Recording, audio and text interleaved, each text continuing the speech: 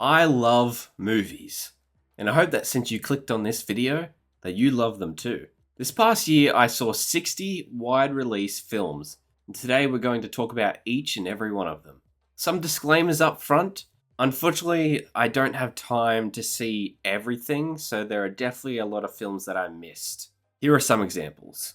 Also, as to why this video is so late, here in Australia, a lot of the awards caliber films and a lot of international films get released in the period between late December and early March. So I had to wait to make this video so I could see a lot of those films.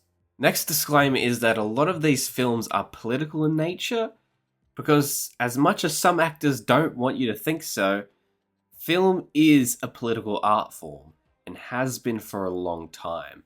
So if you don't like discussions about politics or real world events, then I suggest you don't watch this video, because I will also be giving my own opinion on these matters. But if you would like to keep an open mind, I welcome you to stay. I would also like to say that these mini reviews of this video are no substitute for watching these films for yourself and forming your own opinion. This video is entirely subjective because it is my opinion. So I encourage you to watch these films for yourself if you haven't already, and then come back and share that opinion in the comments. And while the majority of this video will be no spoilers, the following films I will be talking about with some spoilers. You have been warned. Lastly, if you like this video or any of my other videos, please feel free to drop a like and subscribe so I can make more in the future. Alright, with all that out of the way, let's get started with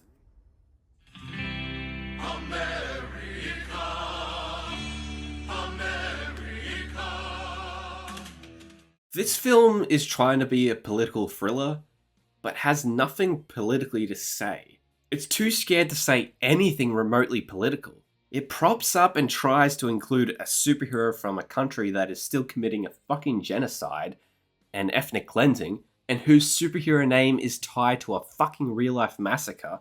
It was reshot and re-edited just so the movie doesn't offend anyone on the right or the left. So how do we have a Captain America film that doesn't reflect Cap's values? The past Captain America films are still thematically relevant to our real world. Meanwhile, I don't know what the themes of this film are. Cast members like Anthony Mackie, Harrison Ford, Tim Blake Nelson, and especially Carl Lumbly are giving it their all and are desperately trying to make this film work. And I can't imagine the headache that this was for the director. But sadly, their efforts are overshadowed by how much of a Frankenstein's monster that this film has become. Kal-El, no! Max Lord! You're putting yourself and everyone else in grave danger! I need you to give me the stone! What happened to it? Despite a smear campaign against her, Rachel Zegler delivers an incredible performance as the new live-action Snow White. She delivers each line with such passion and gives Broadway levels of singing to the film's songs. Probably because she has since become a Broadway star. However, she is really let down by the choice of co-star. I don't like insulting or being harsh to any actor. I believe every actor deserves respect for the level of work that they put into a project. There are a couple of exceptions though, and Gal Gadot is one of them. Gal Gadot's Evil Queen has been described as campy, which I don't agree with. I think that when she becomes the old, disheveled woman, she wasn't campy and over the top enough. And when she's the queen, she's not threatening at all. Like there's no gravitas to the lines she's delivering. Not to mention, her singing is god awful. I also do feel okay being harsh to her because the double standard that was at play during the production of this film is bullshit. After promoting the film on social media, Rachel Zegler expressed solidarity with Palestine, leading to the producer of this film, Mark Platt, to fly to Rachel Zegler's location in New York and verbally harass her into removing her post. Meanwhile, Gal Gadot made many posts and attended many events where she expressed solidarity with Israel. You know, the country committing genocide against Palestinians. Yet, she didn't get verbally harassed. So you can see a bit of a double standard here, right?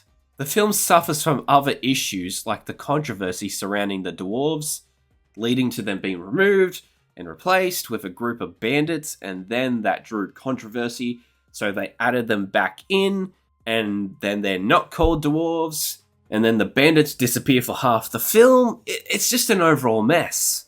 But on a positive note, one change I thought was good was the new take on the Prince Charming character, who is just named Jonathan here. There's a lot more to his character here, and he and Zegler have good chemistry. For all its problems, this film gave us hope. Hope that we could wish again.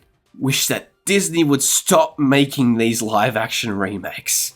And for a moment, that wish came true. Then the Lilo and Stitch remake came out and made a shit ton of money, so we're back to getting endless amounts of these live-action remakes until the day we die. Yay. Got him! Got him! Woo! Hell yeah! Took your ass out, huh? Take your intergalactic asses back home! I'm sure that you've all heard about this film, because as soon as it was released, it was being called one of the worst movies ever made. But it was also being called a film so bad it was good, in the same vein as The Room. And I totally agree with both of those statements. This film is atrociously bad, but you can also laugh at how bad it is, and have a good time making fun of it. That's why it's above Snow White and Brave New World, because this film might be one of the worst films ever made, but at least I could have fun if I watched it again. It's you! It's you! Yeah. How could you, man? Fuck!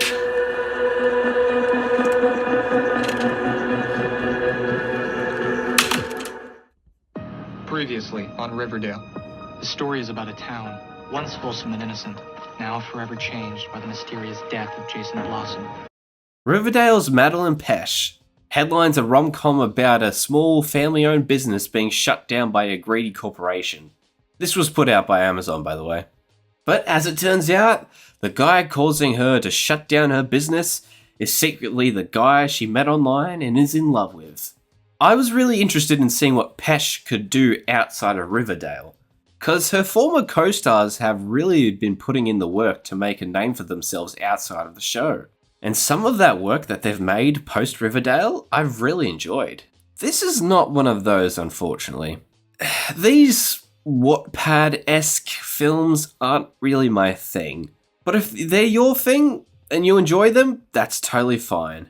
The film is not bad per se, and our two leads do have chemistry, but it's overshadowed by all the rom-com tropes and cliches that have been done a million times before, and a million times better.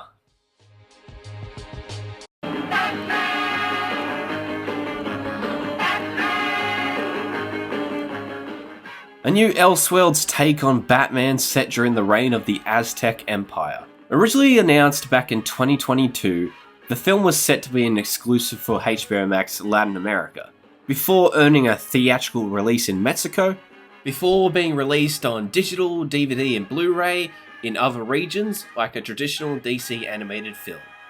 I'm always down for a DC Elseworlds tale, and this one certainly intrigued me from the start, but I'm sorry, I'm not a fan of this one.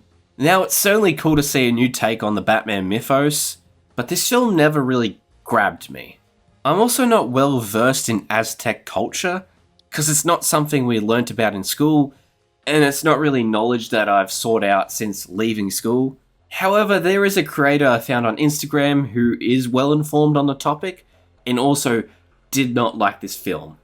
Here is his take. Aztec Batman is a bad movie, and for months I put off making a review about Aztec Batman because Latinos made the movie and I didn't want to bring them down. But truth is, I have a visceral dislike of Aztec Batman because the Aztec Mexica representation in that movie is so bad. So let's talk about it. One of the major plot points in this movie is that the indigenous people are too stupid to realize that the Spaniards aren't gods. The indigenous people of Mesoamerica did not believe the Spaniards were gods. It is a dumb myth to justify their genocide, and it has been disproven time and time again. And what is probably the most egregious thing they did in this movie was just invent a god. The Bat God doesn't exist. And if you say Camazotz, I'm gonna slap you. That's Maya mythology, not Aztec. They are not the same. Also, Camazotz, not a god. He's a demon. Do your research. Well, there's no bat god in Aztec mythology. What did you want them to do? I don't know. Maybe if you talked to an actual historian or researcher, they would have told you that Itzpapalot, the obsidian butterfly, has many monikers and symbols, and one of those is a bat. His usefulness only comes from stealing Spanish technology. Seriously, everything he does, his whole kit and everything, the usefulness of it comes from the fact that he's stealing Spanish technology because Aztec's too stupid. Make sure you go support this creator if you can. Some of DC's best stories are Elseworlds tales, but unfortunately this film is not one of them.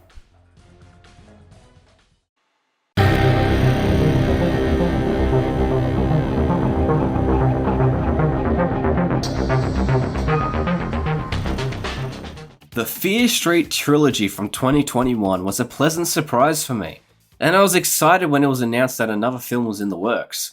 I'm sorry to say, but I didn't think that this film compares to the previous films.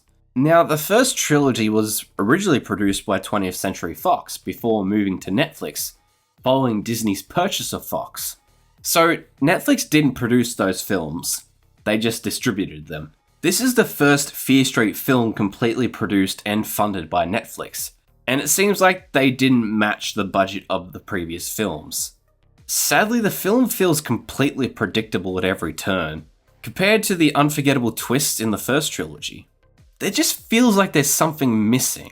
Maybe because Lee Janiak, the director of the first trilogy, did not return for this one. She's credited as a producer, but she didn't direct this one.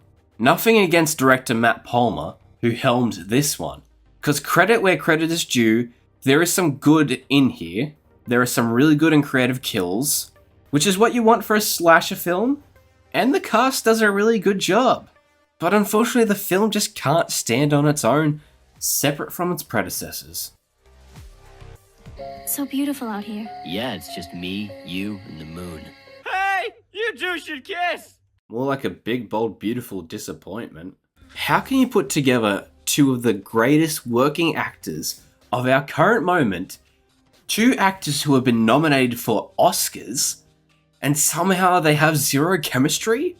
Well, unfortunately the script doesn't do them any favors.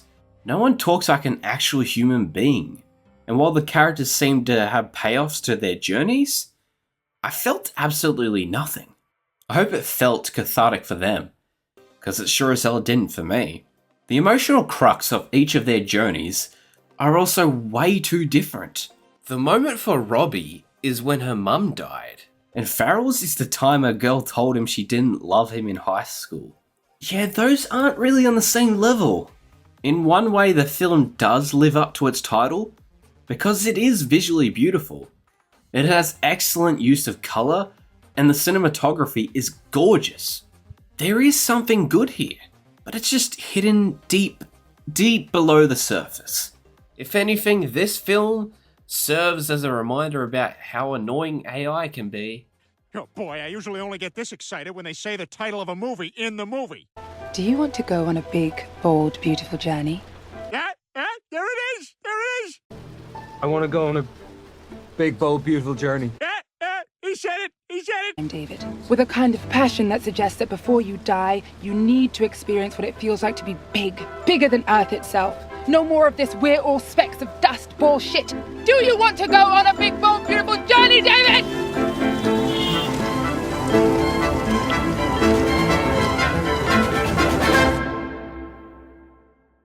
Oh, that's why they call it that. The latest passenger to join us on our curiosity voyage, Maxine. It's Max. Sorry? Nobody calls me Maxine. It's Max. A post-apocalyptic rock opera where an oligarch owns everything and tortures people for entertainment. Which, unfortunately, is the future we're heading toward right now. Only Sadie Sink can rise above it all and become a role model for people to follow. The film does have a unique atmosphere. It's colourful and vibrant, and it goes without saying that Sadie Sink is great. I was surprised how good of a musical talent she is. I mean, she did get a start in musical theatre, but she really hasn't got a chance to showcase those talents with any of her on-screen roles, that I'm aware of. So it was definitely nice to see. However, the film does not leave much of an impact after it's over, and I honestly struggle to remember what exactly happened. The film also relies heavily on a romance that I personally could never get invested in, and that's a shame, because the entire third act hinges on your investment in this relationship. Unfortunately for all the creativity on display here, this film just came and went without leaving much of a mark. He's just out there and he's watching us and waiting. What are you waiting for, huh? What are you waiting for? The next in line after Halloween, Scream, Candyman, and the Texas Chainsaw Massacre to get the horror legacy sequel / requel treatment is I Know What You Did Last Summer. May I ask though, was anybody asking for another I Know What You Did Last Summer film after the last one? However, this film doesn't really feel like any of those sequel / requels. Instead, it feels more like The Force Awakens, where the plot is pretty much the exact same as the original, with new cast members being newer versions of the originals. Can we also stop acting like I Know What You Did Last Summer is a horror classic? It's fine, and it is a fun time, but it's also extremely convoluted. None of these films have ever been well received critically, and while they are profitable, that's only because they have low budgets. This franchise doesn't have the same staying power as Halloween or Friday the 13th or Scream or A Nightmare on Elm Street for that matter. So I don't understand why they brought it back. The film brings back Julie and Ray from the first two films, and I kind of wish that they didn't. It felt really pointless to bring back Julie because she's wasted in this film. She's not an active participant in the film's plot, and shares the screen with one of the new cast members and no one else. Except two of the old cast members, one of them being in an after-credit scene. Almost all of her scenes are in her house, miles away from Southport, so she's never in any real danger. She shows up for the film's climax, but again, doesn't participate. She just stands there and says her infamous line. Say the line, Bart! What are you waiting for, huh? What are you waiting for? It feels like they wanted to include Julie, but couldn't have Jennifer Love Hewitt for more than a day or two. Ray is revealed to be one of the killers in the film, which kind of feels like character assassination to me. Think about it, boy. You're no killer. That's my job. Are you sure about that? I've always hated the fan theories that Sidney Prescott should be Ghostface in Scream. I hate the idea of it there, and I hate it here.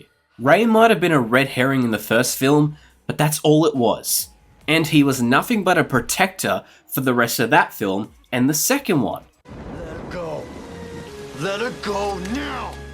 I get what they were going for with it. And Jennifer Caitlin Robinson, the director who I'm friends with, said, hey, I know you don't want to do the movie. Let me pitch you where I think these characters are at. And if you like that, I'll pitch you my vision for the film. And she pitched me this story about trauma and how the same trauma can hit two people completely differently. And I just thought that was really attractive to play as an actor. But I'm sorry, it just didn't land for me. A lot of the dialogue doesn't work for me either. It's pretty crazy that all of this could have probably been avoided if men just went to therapy. You know. That literally doesn't even work in the context of the film. Yes, one of the killers was a man, but the other one was female, who had been in therapy before. She essentially relapsed because of what you fuckers did. I'm all for a funny, jokey line that sums up the movie from our final girls at the end of the film. I mean, look at Ready or Not, that has an incredible, funny line at the end that sums the film up perfectly. But this line just doesn't work. The film isn't all bad though. The movie has great cinematography and some extremely well-crafted shots. The fishermen, or fisher people, is also a lot more menacing this time around in my opinion. The harpoon death might be the most intimidating that they have ever been. I say they because there's two of them. And it was also great to see Sarah Michelle Gellar on the big screen again, even though it made no sense. Like, why is Danica having a dream about a girl she never met? You're the girl from the picture. I mean, I do have a name. And a girl who died almost 30 years ago. Like, what? And even though I don't agree with the choice, I think Freddie Prinze Jr. did a fantastic job as this new villainous version of Ray. However, these positives weren't enough to save this film for me. Personally, I think that this is a franchise that should have stayed dead.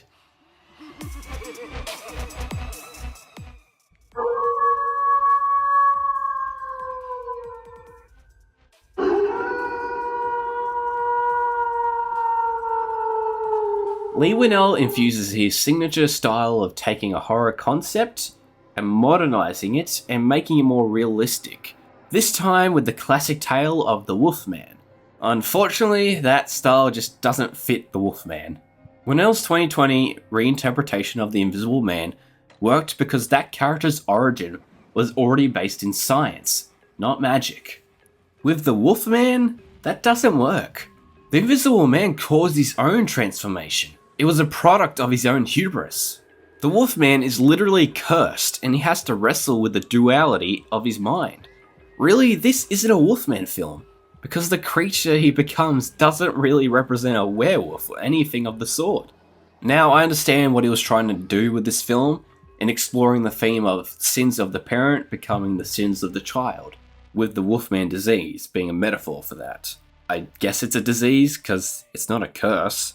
It is those themes that still makes the film engaging, but I don't think that the film should have been called Wolfman. Christopher Abbott did a great job as our lead, and Matilda Firth was good as his daughter. But it seemed to me that Christopher Abbott and Julia Garner had no chemistry. I know they're supposed to be a couple who's going for a rough patch and aren't seeing much of each other, but I don't know, give us something. A flashback to when they were happy together, and that would contrast them in the present. And when she has to confront him in his Wolfman form, it would be heartbreaking to watch. I understand what they were trying to do with this film. I do. But the execution left a bit to be desired. You could smell crazy on him. Have care how you speak. And he's my brother. He killed 80 people in 2 days. He's adopted. 9 years after The Accountant was released, we now have The Accountant 2. I hadn't seen the first film, so I watched the first and second film back to back. Quality-wise, I think that this film and the first one are about the same. Good action, good performances, but questionable portrayals of autism. However, I do think that the first film did leave more of an impact, and I do think that the absence of Anna Kendrick was felt in this film. Her role in the first film was very important. She was an everyday working class woman who was thrust into this world. She kept the film grounded, and to not catch up with her character after all this time is a little bit disappointing. Though apparently if they get the green light for a third film, she will be part of it. Hopefully it doesn't take him 9 years to make it this time.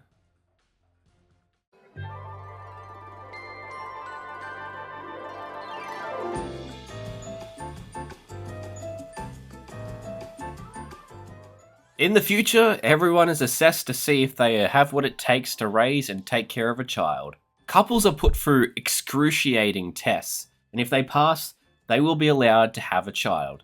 A visually stunning film that features great performances by Elizabeth Olsen and Himesh Patel, and Alicia Vikander acting like a child. Unfortunately, this is another film that just didn't hook me. Maybe one day in the future it will, but as it stands right now, the assessment does prove one thing, that Elizabeth Olsen is mother. Did I use that phrase right? I don't know.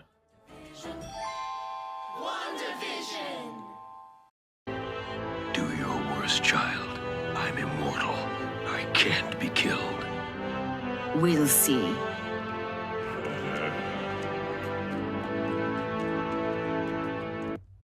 This film was released 5 years too late. The Old Guard was a film adaptation of the comic series of the same name by Image Comics. You know, the company behind Spawn, Invincible, all that fun stuff.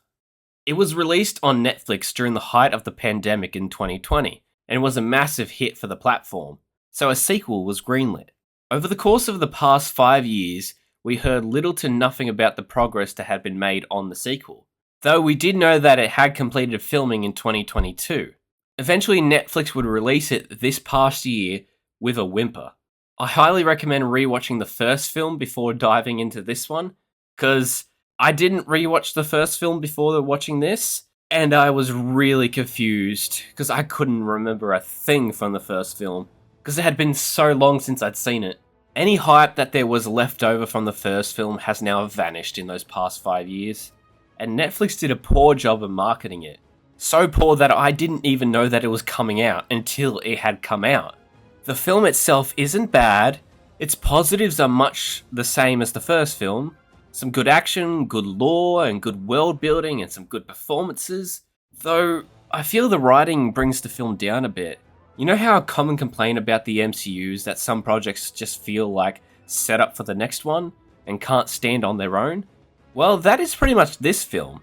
The entire point of this film is to set up the next one, which we will probably not get anytime soon, which is a shame because the film ends on a cliffhanger that I don't think will be resolved. And if it doesn't, then what was the point of this film? Fuck this shit, I'm out. Fuck this shit, I'm out. No thanks. Don't mind me. I'ma just grab my stuff and leave. Excuse me, please. Fuck this shit, I'm This was a massive disappointment for me. I'm a huge fan of Edgar Wright and his signature style of filmmaking, but unfortunately none of that style was brought to this film. Now, I respect that Wright has been stepping out of his comfort zone and making films that don't feature his signature style, like Last Night in Soho. The key difference is that Last Night in Soho is still a masterclass in directing for the screen. The Running Man, on the other hand, feels like any director could have made it, which is a real shame. The film's messaging regarding the role of the media covering up for oligarchs, billionaires, and companies is handled well enough, and is very important in today's society, especially considering that this is a Paramount film. So thematically speaking, I think it works. I just wish that it felt more like an Edgar Wright film instead of a studio film.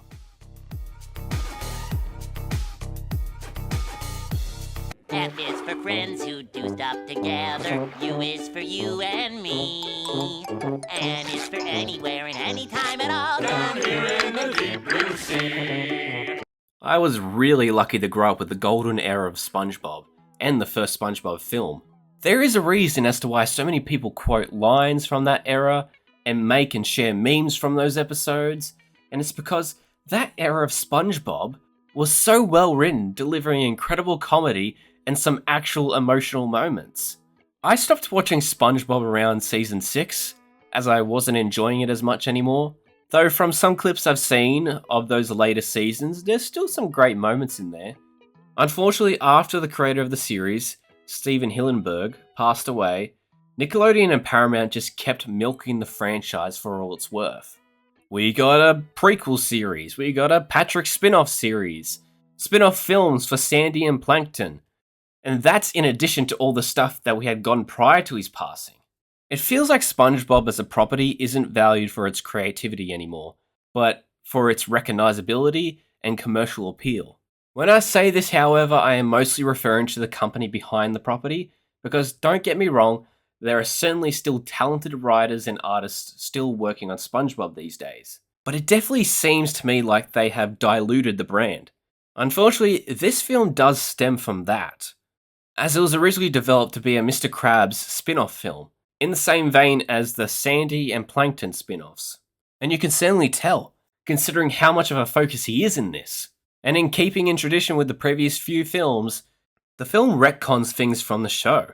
Like, they act like this is the first time SpongeBob has met the Flying Dutchman. The film also retcons minor things, like Davy Jones's locker to be a high school locker that is actually a portal to the underworld, which we all know wasn't the case in the actual show.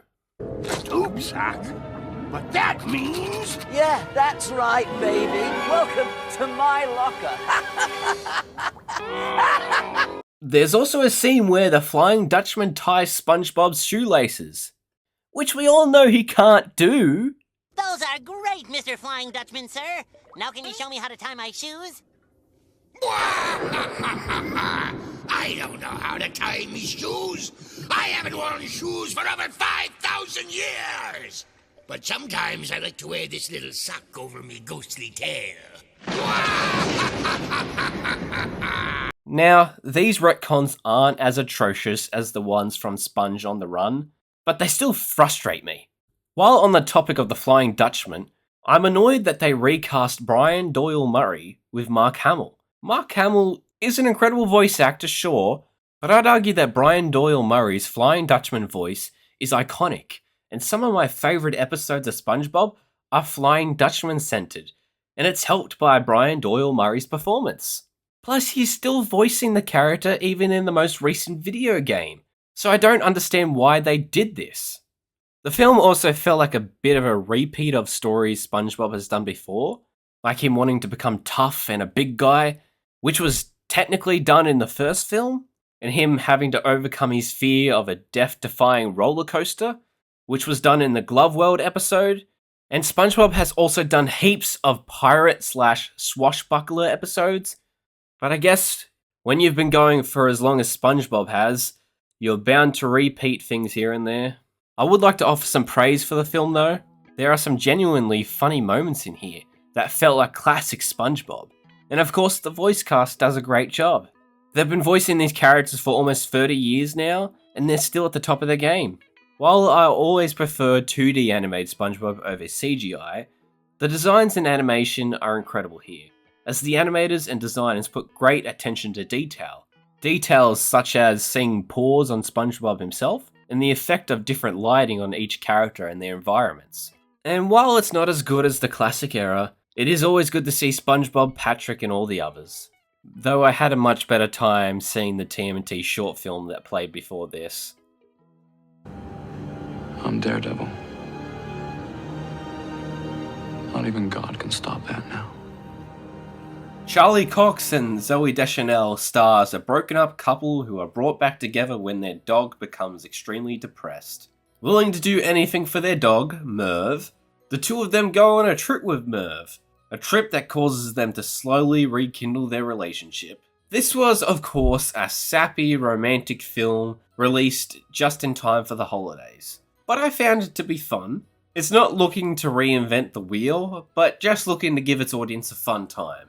As the massive Daredevil fan that I am, I watched this for my boy Charlie, and it's certainly fun to see him do something that isn't super dark for a change. And I assume most of this is just what Charlie Cox is like in real life, just a really chill and fun guy that loves being a dad. The world does not revolve around you, don't be a jerk. It's Christmas. Two working class people decide to rob the head of a major retail store during the holidays. Both of them are suffering from extreme financial troubles that are affecting their loved ones. And in reality, the man that they're about to rob is part of the reason why they're suffering financially. So they think it's worth robbing a man who has so much money that he doesn't even need it. This was fun. I wouldn't say it's one of the best heist movies ever made, or even one of the best Christmas movies ever made, but it's not trying to be.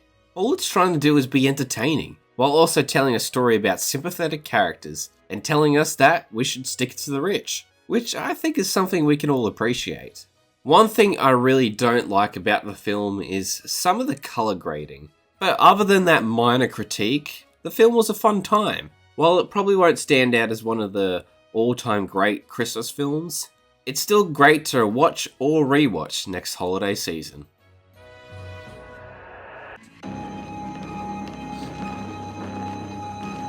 Surprise, bitch. I bet you thought you'd seen the last of me. One of the biggest fall-offs from a first film to a second, we have Megan 2.0. While Megan's first outing was a box office success, this film was anything but. Now there are a couple of factors that led up to this. Firstly, the film was unable to replicate the viral sensation that the first film managed to create. Secondly, the film switched tones and genres, going from a horror comedy to an action comedy, which most likely turned away a lot of horror fans.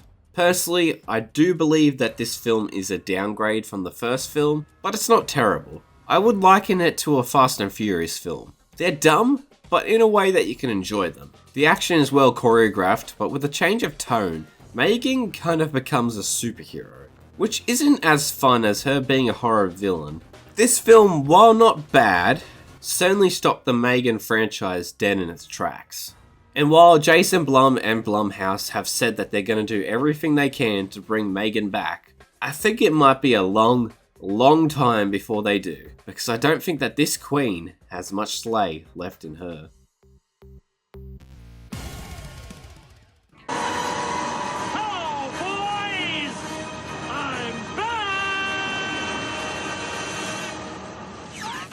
The first major release of the year, Back in Action's title serves two purposes.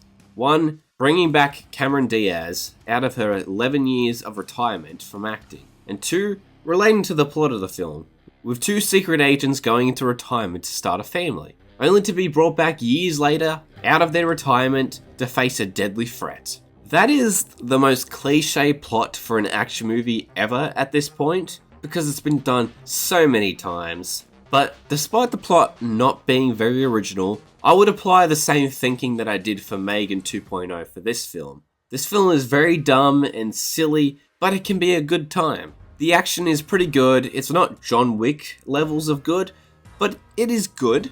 It's also amazing to have Cameron Diaz back in a movie after such a long absence. I mean, what reason could there be to not like Cameron Diaz? Oh. I'm the guy that cops would thank if they knew I existed, but they don't. Who am I? I'm nobody. Kind of just a repeat of the first film, except this time he's on vacation. Though the vacation setting does offer a great environment for action set pieces, and the film is very funny at times. But the film just didn't hit the same as the first film did. The first film was successful because nobody saw it coming, and the positive word of mouth gave the film legs. This film, however, was just more of the same, and because of that, nobody gave it positive word of mouth like they did for the first film, which is reflected in the box office.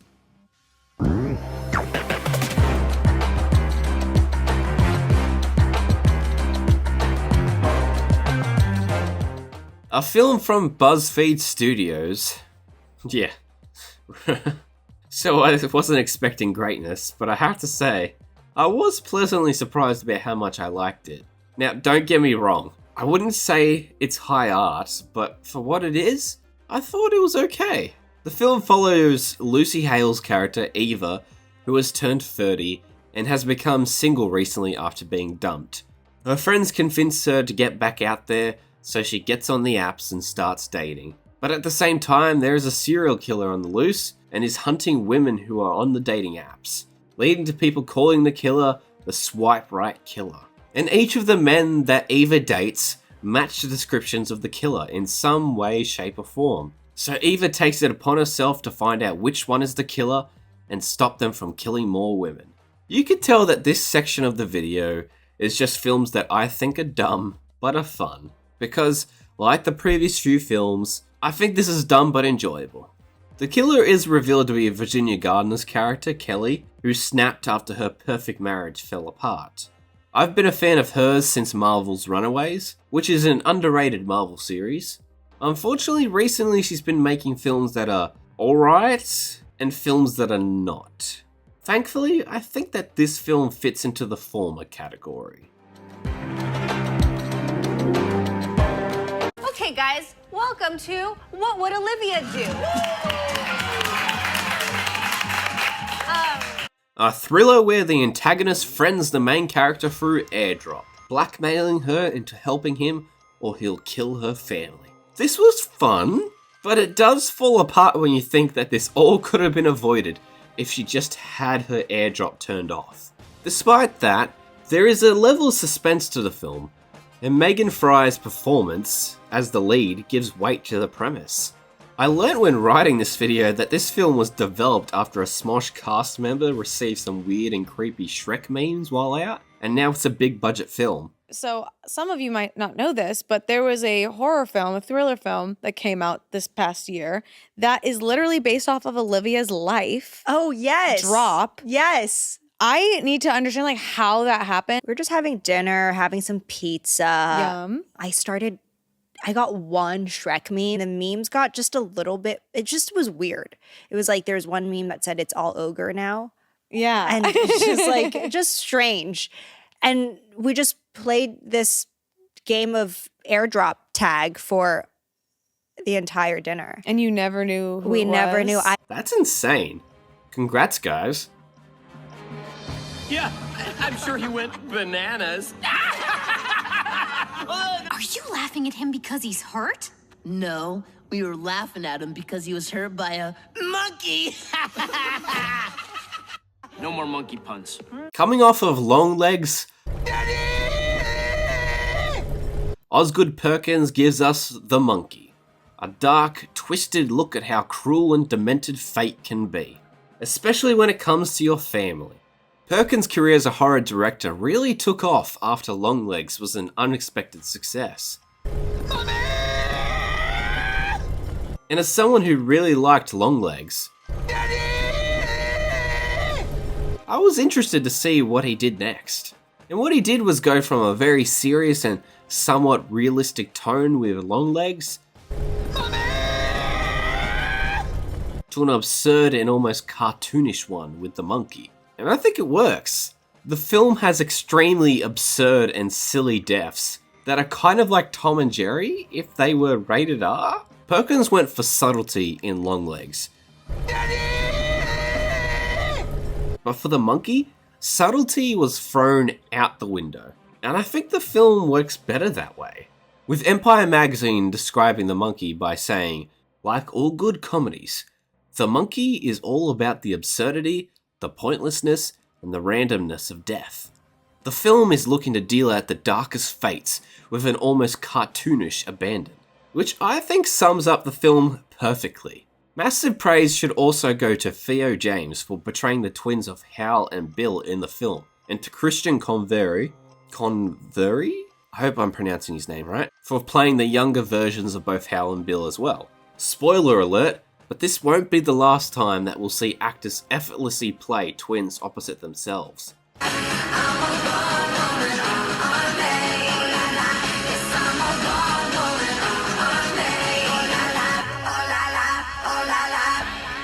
Inspired by the works of Robert E. Howard, Red Sonja was a character created for the Conan the Barbarian comics Marvel published back in the day, when they had the licensing rights to the character. Eventually the character proved so successful, she was spun off into her own book. Later down the track, Marvel would lose the rights to the character, and they would be picked up by Dynamite Comics, who would go on to publish Red Sonja comics till this very day. Now, I'm a comics nerd, but Conan the Barbarian and Red Sonja are a blind spot for me. I know very little about them, so I was essentially going into this film blind. I did, however, watch the 1985 film beforehand, and I really didn't like it, I'm sorry. So the bar was not very high. So as someone who was not a Red Sonja fan, I have to say, this film is pretty alright. Matilda Lutz carries the film, and Robert Sheenan is fun as the film's villain. The film is limited in terms of budget, so unfortunately that means the VFX aren't as good as they should be, which really shows when they have to battle a Cyclops beast. Legendary comics writer Gail Simone was also a fan of the film, and considering she's written for Red Sonja before and knows the character so well, I'd say that's high praise. While at first, I thought that I would be ranking this film a bit lower than this, but it did stick with me, and has got me interested in checking out the Red Sonja comics. So in that sense, I think the film did a really good job. Hi guys, I'm Ana de Armas. Hi, I'm Ana de Armas. Hi guys, it's Ana de Armas. Hi guys, I'm Ana de Armas. Should I say I'm Ana de Armas? From the world of John Wick, Ballerina has the stupidest title of the year. So I'm just going to make it a whole lot easier and just call it Ballerina. Not from the world of John Wick, Ballerina, just Ballerina.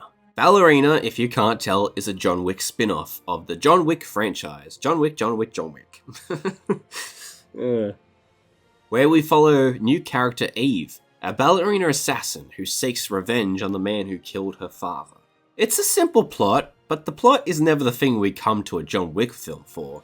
we come for the incredible action scenes and stunt work. And I'd say that this film does a pretty good job in that regard. It's not on the same level of quality as John Wick Chapter 4, because I consider that film to be the gold standard for the series, but the action in this film is still pretty damn good. The best one might be where Eve has to defend herself from an entire town of assassins. I was a little worried about how this film would turn out, considering the film was delayed a whole year so reshoots could be done. I think the end result of these reshoots certainly turned out better than Brave New World, for example. And while this film doesn't redefine the action film genre, and it's certainly not the best of the franchise, Ballerina is a good action flick, and is a worthy addition to the world of John Wick. That's still a stupid title.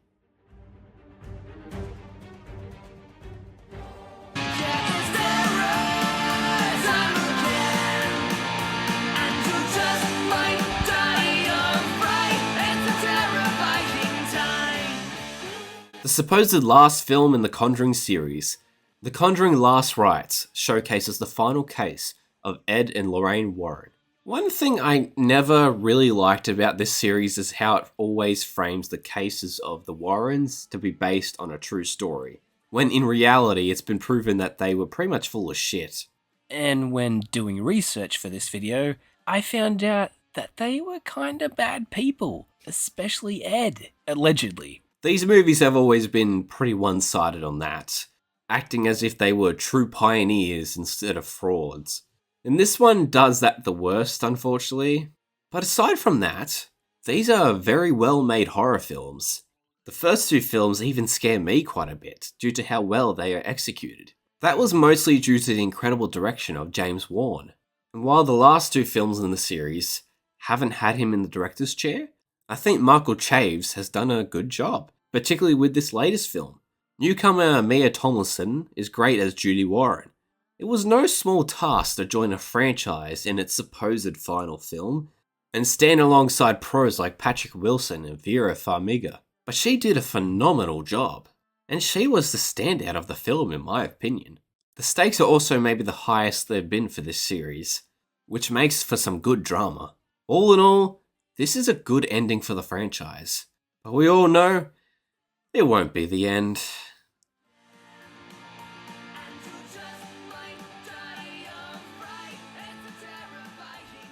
I look forward to more videos very soon. If you like this, you can click right here and get Stuckmanized.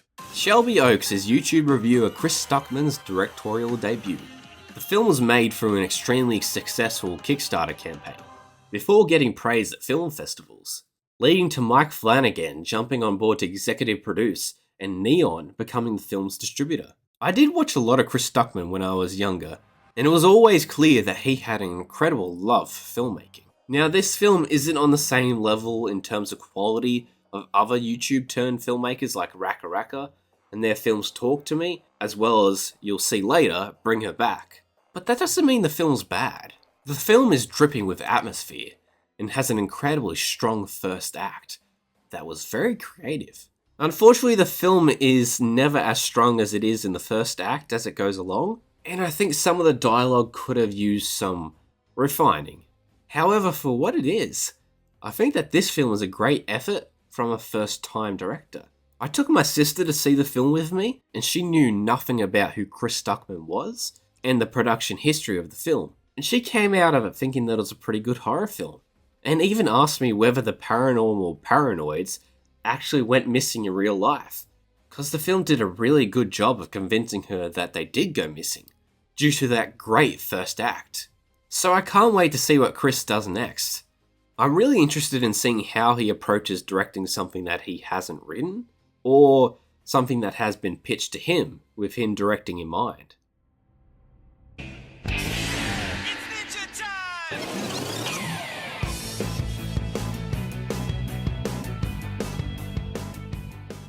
A sequel to the 2018 film Batman Ninja, Batman Ninja vs. Yakuza League, picks up right after the end of that film, with Batman, Robin, Nightwing, Red Robin and Red Hood returning to the present after their time-traveling adventure to feudal Japan, only to discover that Gotham is not how they left it. Due to their previous adventure, the space-time continuum has been ruptured and many things have been changed for the worse, including the Justice League now becoming leaders of Yakuza crime families. So it's up to the Bat family to fix the timeline and restore the Justice League to normal. Batman Ninja is a very unique Batman film because it has some of the coolest and creative Batman sequences in any Batman film. But it also has the craziest and most ludicrous sequences in any Batman film, which is kind of what makes it so great. And this sequel is no different.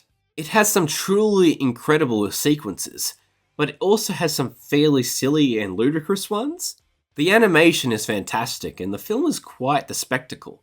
And I always love to see the Bat family working together, though it would have been cool to see some female Bat family members. I also love how when Batman tries to get through to Superman, he does this through the ideals that Superman represents to the world. Remarkably similar to you, except losing his superpowers wasn't enough to stop him from having a heart of steel.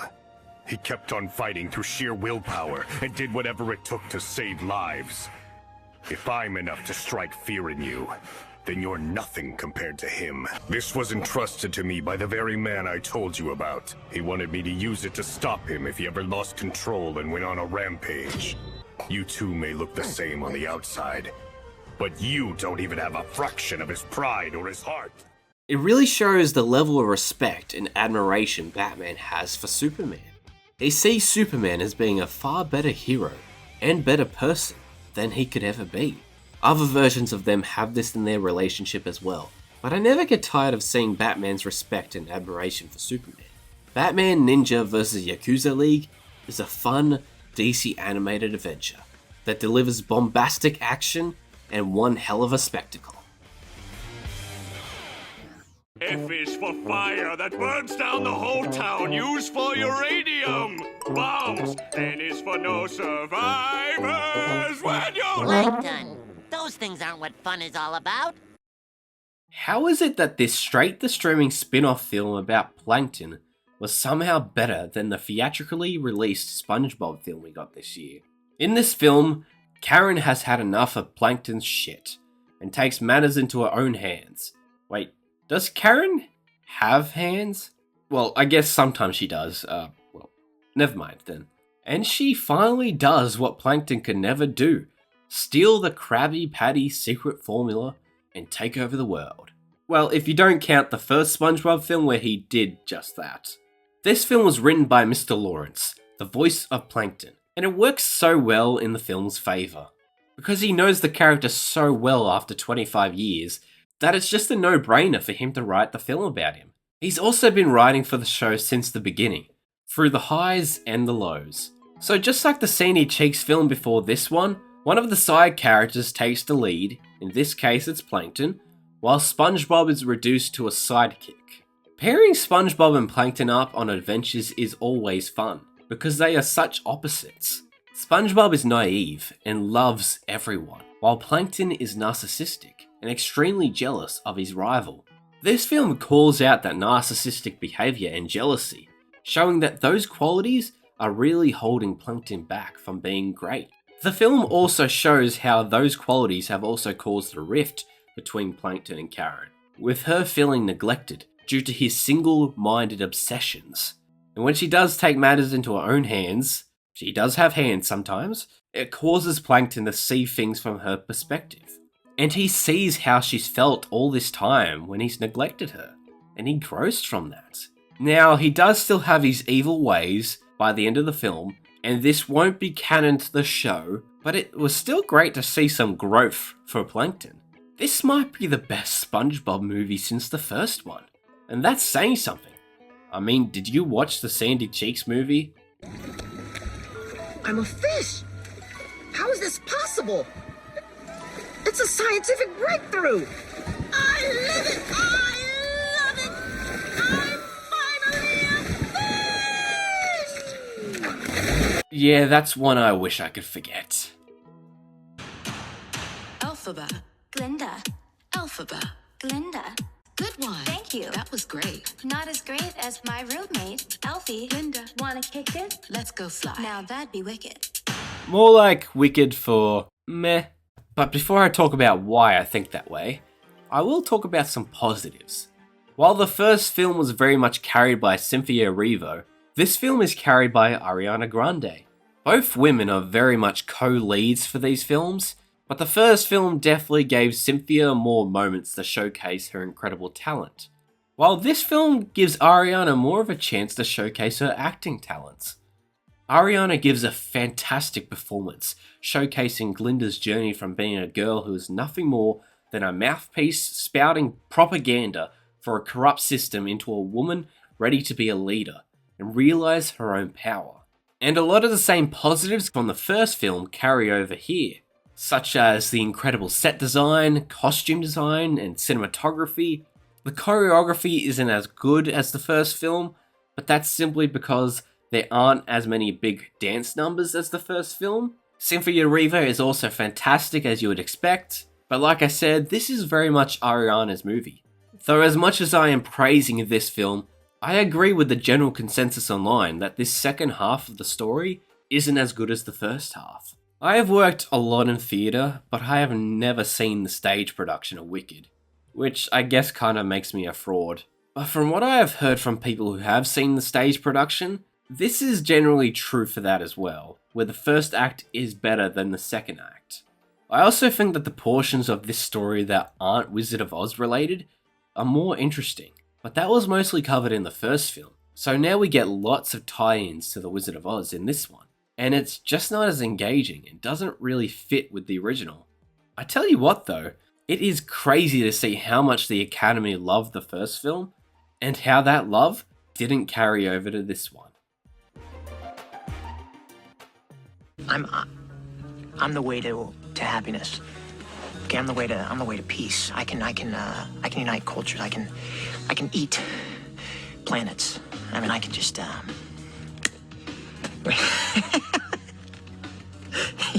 Have you guys ever noticed that these days, whenever a long-running TV show or movie franchise is coming to an end, there's always the same line of dialogue in the trailer? Flash, let's do this one last time. You are going to help me. One last time. I need you to trust me. One last time. The Mission Impossible franchise is a franchise that after the third one, keeps getting better and better with each installment. But unfortunately, I think that this film broke that streak a little. Now, it's not bad, not at all. I just think that ultimately the setup for the finale, which was Dead Reckoning Part 1, was better than the payoff, which is this film. The film seeks to be a satisfying finale for the series, and therefore ties back to plot elements of nearly all the previous films and recontextualizes them and expands on them. But therein lies a problem with tying back to the past films in the franchise. That since most of those movies came out so long ago, the creative team don't think that you remember them, or the plots of them. So they splice in a lot of flashbacks and archive footage so you don't feel lost. Now they're probably right in some capacity. I'm sure the regular moviegoer doesn't remember a lot of those films, so this would help them. But as someone who does remember the plots of those past films, these flashbacks got on my nerves. Now, I always knew that there would be flashbacks or old footage shown. This is a finale, of course, and I didn't mind some of them, especially during the opening briefing. But in general, I think there was an overabundance of them. The film's villain Gabriel and his dialogue also seem a bit more silly this time around. But the film still delivers on the death-defying stunts that the series has come to be known for. It must be a real kick in the gut that the Oscars decided to create a Best Stunts category after this series had wrapped up. I also have to say that I particularly loved Dead Reckoning Part 1 because of the addition of Hayley Atwell to the cast. She felt like a breath of fresh air and fit in so well in the franchise despite being introduced in its second to last film. And she continues that here. Grace and Ethan are just so good together, and it's great to see her journey as a thief to someone who saves the world. While I'm glad that they chose to end the series their way and not drag it out even more, I will miss the Mission Impossible series.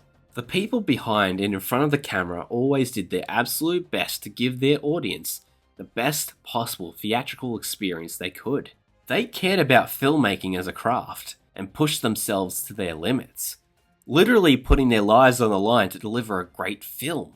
So to the creators behind the Mission Impossible franchise, thank you. It was a great ride.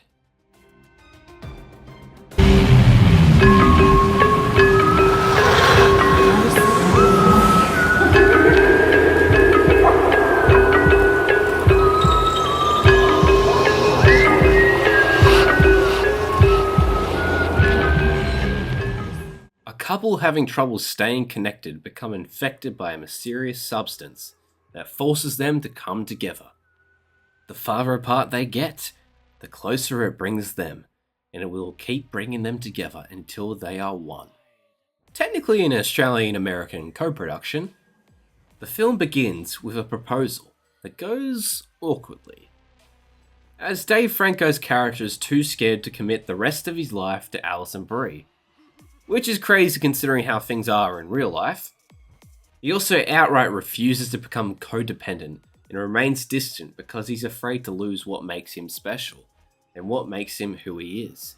Over the course of the film, he comes to accept that he's more special when he's with Brie and willingly gives himself to her. Literally. When both characters are pulled together, the characters are put through some pretty grotesque and gnarly body horror, and are put through some pretty hectic stunt work and choreography that is very similar to contortionism. These scenes are a horror to watch, and work to highlight the characters' fear of intimacy, and once they accept each other and give in to it, the horror is toned down to signify that they no longer fear being intimate with each other anymore, though it is still gross. The film also has some strong LGBTQ themes, with the final combined form of both Brie and Franco exhibiting both feminine and masculine traits, therefore not adhering to the gender norms for either a man or a woman. One thing I'm not totally on board with is the somewhat disregard for individualism, as when the characters merge, their individuality is erased, and that is actually kind of horrifying. To lose one's individuality is a terrifying thought, especially these days.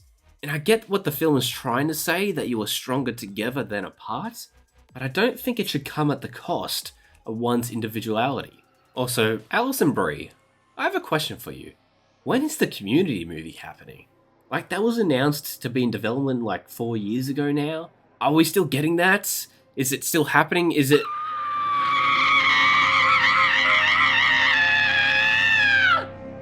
Oh, I guess she gets that question a lot. This is getting out of hand. Now there are two of them.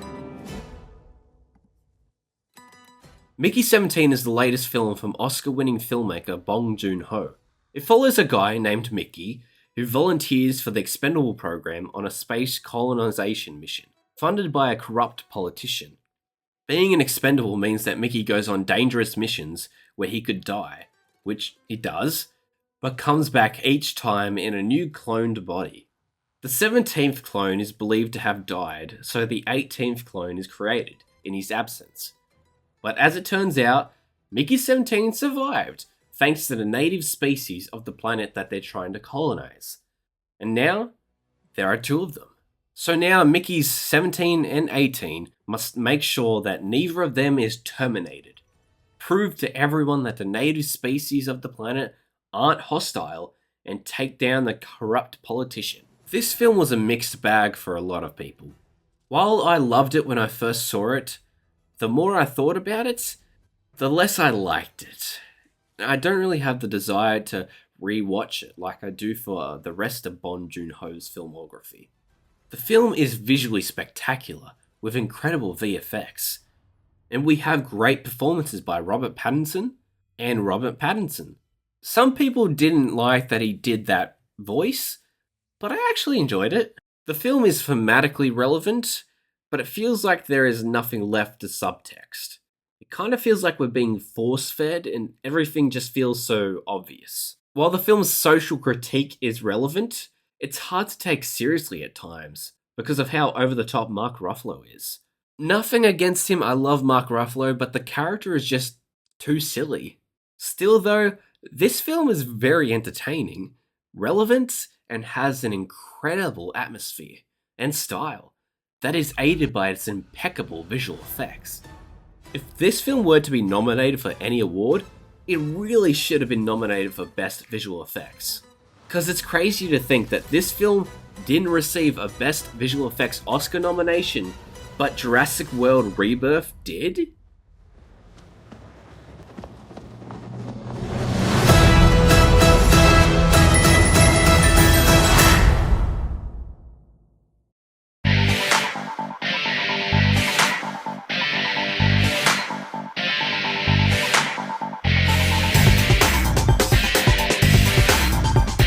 I was a big fan of Arrow and the Arrowverse as a whole back in the day, and one of the main characters of Arrow was Felicity Smoke, played by Emily Bett Rickards.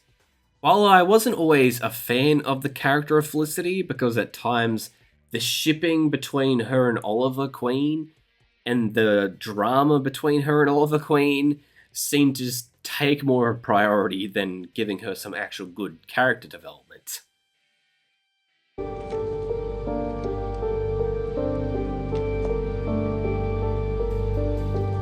My God.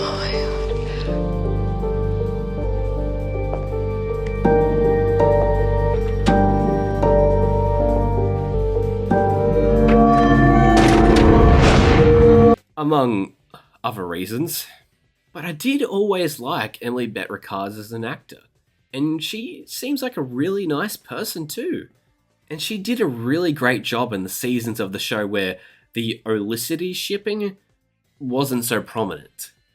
So when this film was announced, where she would be taking on a dramatic role, that of real-life wrestler Mildred Burke, I was very eager to see it. This is Emily's best work yet, and it really goes to show that her talents really were being wasted at times on Arrow. The film also features a stellar supporting cast of notable names, like Josh Lucas, Deborah Ann Woll, Walton Goggins, Tyler Posey, and Cara Buono. I can't talk as to how accurate the film is to Mildred Burke in real life, but it certainly seems like Emily and the director/writer tried to be as respectful as possible to her and what she represented. Queen of the Ring is a great sports wrestling drama that gives us an award-worthy performance from Emily Bett Rickards, and I can't wait to see what she does next after this.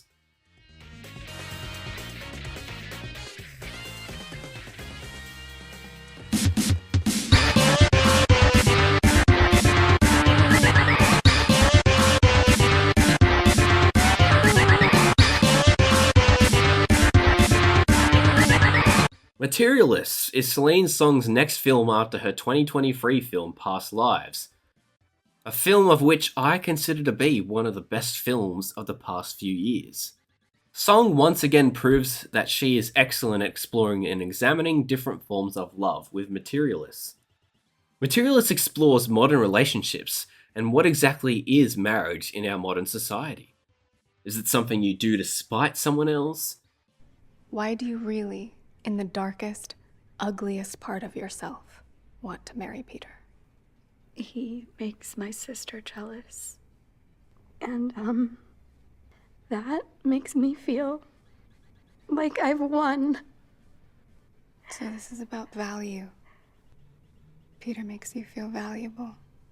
Something that you believe you should do because an algorithm told you to? But we're such a good match. You're exactly what I'm looking for, and I know I can make your life better. Or is it the cementing of a beautiful bond that you both share and recognize you have with each other?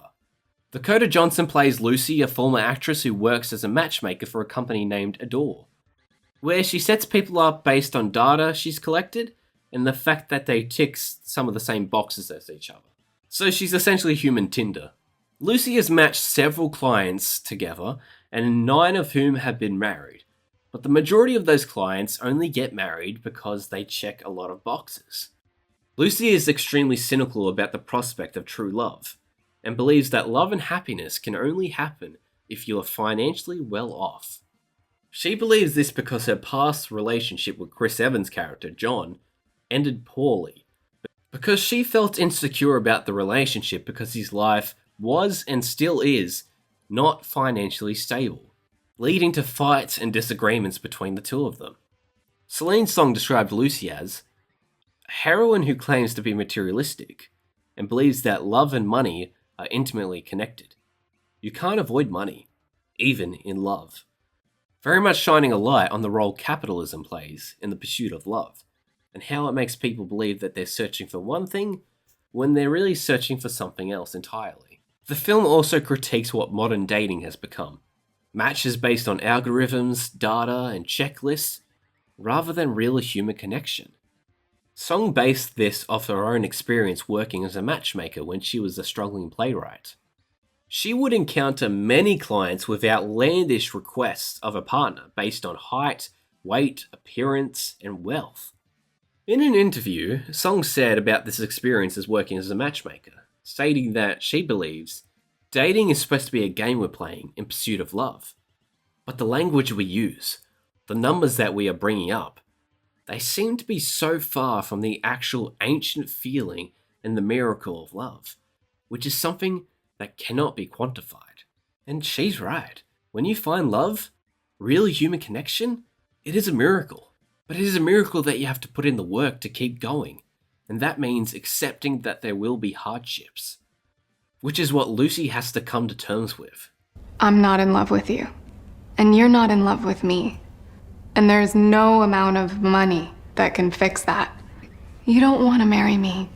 You want to do business with me, just like I want to do business with you. But isn't marriage a business deal? Yes, it is. But love has to be on the table. If I might have a little critique of the film, it's that for all its talks and discussions about wealth and love, its three leads are some of the highest paid and most recognizable actors in Hollywood. Now, all three of these actors are at the top of their game, and this film is probably Chris Evans' best work since the conclusion of his time as Captain America. Well, the supposed conclusion to his time as Captain America. But if the film wants to make a critique on wealth, maybe it should have cast an unknown in Chris Evans' role, because his character is meant to be the one who is not wealthy, and Johnson and Pascal are meant to be the ones who are. And that's not to say Chris Evans didn't struggle as an actor when he was starting out, but the guy is listed as one of the most highest grossing actors of all time. So I think it's been quite a while since he's had to struggle financially. I also think that the ending felt too much like a cliche rom-com to me. I didn't hate it, but it certainly stood out considering how different to a rom-com the rest of the film had felt. Celine's song continues to show us that love truly is a beautiful thing, and that in a world where relationships are formed based on algorithms and data, there is always a chance for real love.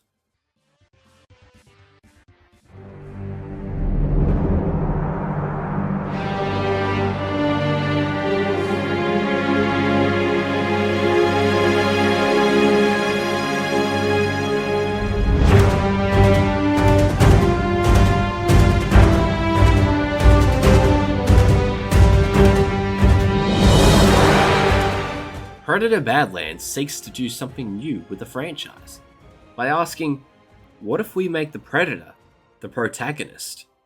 What follows is an extremely interesting exploration of what exactly makes a Yautja into a predator in the eyes of their clans, and how each test can make or break a predator.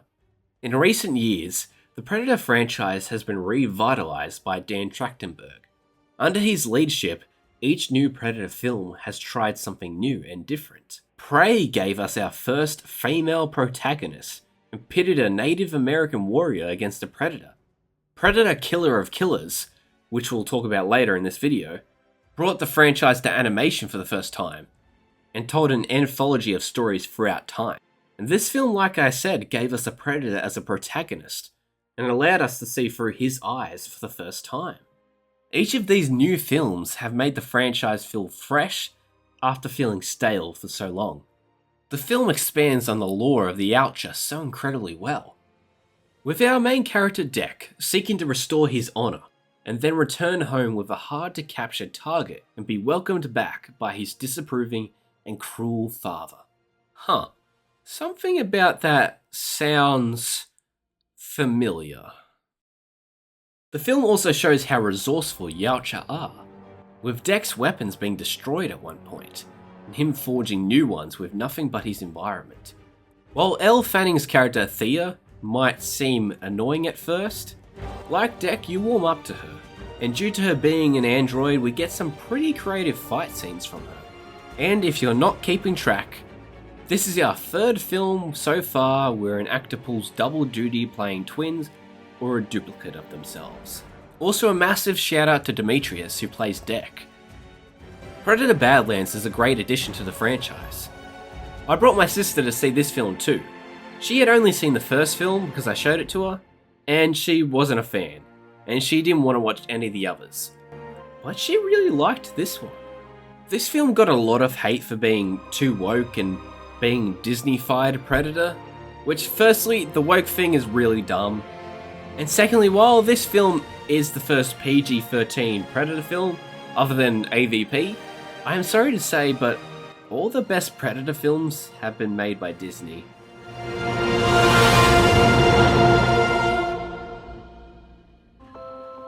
Beautiful, ain't it? What is? All of it. Every bit of it. A beautiful look at the lasting power of both love and grief. Train Dreams is perhaps one of the most emotionally devastating and emotionally cathartic films of the year. The film also shows us the evolution of America through the evolution of its main character, Robert. As while Robert stays in one place and can't move on, the rest of the world does, and it changes around him. And eventually Robert is reminded that life is beautiful, that the world we live in is beautiful. And while his loved ones might not be there anymore to share in its beauty with him, they will always be with him. And even when he passes on, their love will be with him when he does. Train Dreams also has perhaps the best cinematography of any film released this past year, proving that the film is beautiful not just in its story, but in its craft as well.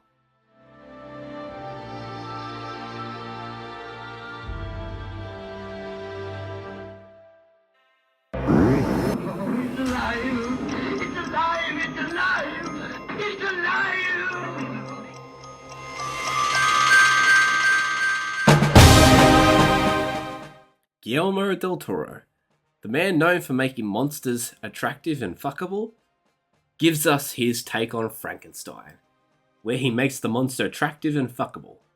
I kid, of course. Guillermo del Toro is one of my favourite filmmakers. I love the Hellboy films, The Shape of Water is incredible, Pan's Labyrinth and Nightmare Alley are filled with atmosphere, and I love his stance on animation. So if you can't tell, I was really excited to see his next film. While I am familiar with Frankenstein from his various adaptations, I have never actually read the original Frankenstein novel by Mary Shelley, so I can't speak to the film's faithfulness to that source material in this review. But speaking as someone who hasn't read the book, I did really enjoy Del Toro's take. The film is very much about the sins of the father being passed upon the son, and this is aided by the incredible performances of Oscar Isaac and Jacob Elordi. This is very much what The Wolfman was going for, but done better. The film has incredible cinematography, but I don't know if it's the lens they used or the colour grading that they went with, but the film kind of has this streaming look to it, but thankfully the incredible production design does help to draw attention away from that. And I think at times Del Toro did lean too much into his Del Toro-isms, which I made reference to earlier. Every Del Toro monster is always misunderstood. All that aside, I am really glad that Del Toro has been given free rein to do whatever project he wants, and essentially given unlimited resources to execute his vision without it being muddled by others.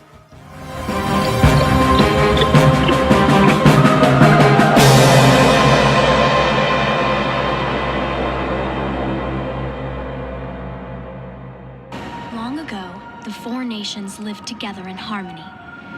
Then, everything changed when the Fire Nation attacked. Only the Avatar, master of all 4 elements, could stop them. The next installment in James Cameron's Avatar franchise, Fire and Ash introduces us to a new Na'vi tribe and tests the Sully family even more than before. At this point, the Avatar films are cultural events. Like, you have to see them because everyone is seeing them. And if you miss one, you feel left out. The new elements to the franchise that this film introduces are so interesting. And what they carry over from the past films are handled well too, such as its themes of anti-colonialism. Some things here do feel like repeats of the previous films, such as the big final battle that is very reminiscent of both Avatar 1 and 2, and the constant use of Korich as an antagonist. I'm fine with villains being reused if they're good, but I feel like Korich has overstayed his welcome at this point. It was interesting when he was paired with Orang. Obviously, this film is visually stunning. Maybe not as beautiful as Way of Water, but still beautiful. James Cameron has stated that Avatar 4 and 5 are planned, but won't be greenlit unless this film has made a very, very large amount of money at the box office. I personally think that it would be cool to get more of these films, but if we don't, I wouldn't be upset. Because I think that this film had a great ending, and if this is where we were to leave it, I'm fine with that.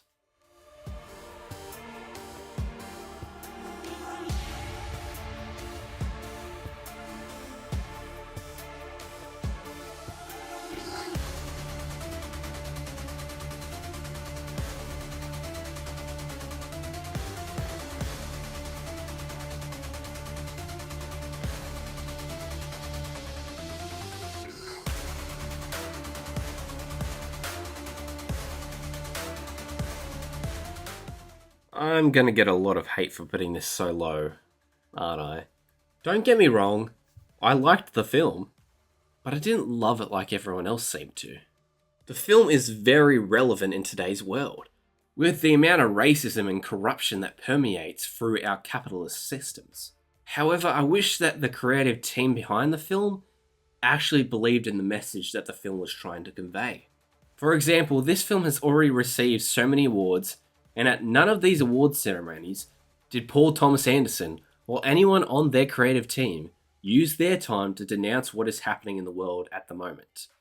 I also got turned away from seeing this film initially because of DiCaprio's latest choices, and there's also the fact that the production team did this. Now, these things might not bother you, and might not affect your enjoyment of the film, or your ability to engage with it, but they did for me.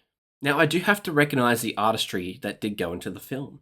It is beautifully shot, very funny in various scenes, and despite my problems with DiCaprio, I have to admit his performance was good. But I do wish that he and some of the other members on the creative team did take a stand and spoke up about what's currently happening in the world, because that's the message of the film. I need you, brother. Sensei, please. Courage, Bob. Courage. That's it. Courage. Yeah. Thank you. Hey, thank you, Sensei. Thank you, Sensei. Thank you. God damn it! Viva la revolution!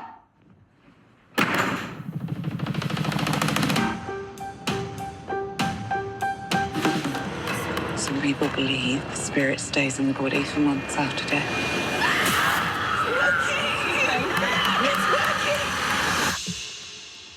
We can bring her back. I remember back in the day when I was a wee lad watching the videos of Raka Raka, the YouTube channel led by duo Danny and Michael Filippo. I never thought that in a million years that these two would go on to become filmmakers and make films that would become some of the best films in the years that they were released. After the success of their first directorial film, Talk to Me, the Filippo brothers have given us Bring Her Back, a deeply personal project for them. Our script changed after we'd lost a very close friend of ours in pre-production, and it changed the entire tone and it changed the ending of the movie. And scenes that were written and developed to be really scary turned really sad.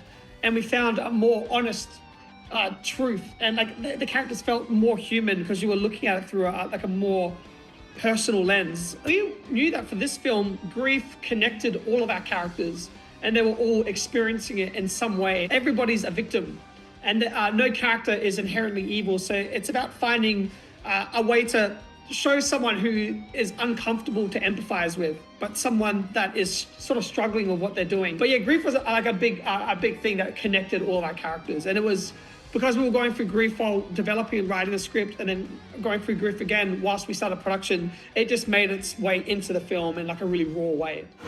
Like they said, grief is a huge part of this film, and the film shows how losing someone so close to you can make you lose yourself too. While many modern horror films use grief as a core theme, I would say that this film is the only one that goes to the lengths to show the rawness of grief, and how it never truly leaves you, and how it can transform someone into something that they're not. Sally Hawkins is a true force to be reckoned with, and it was a brilliant choice to cast her, as she is such a nice person and portrays such nice people. Like seriously, she's Paddington's mother.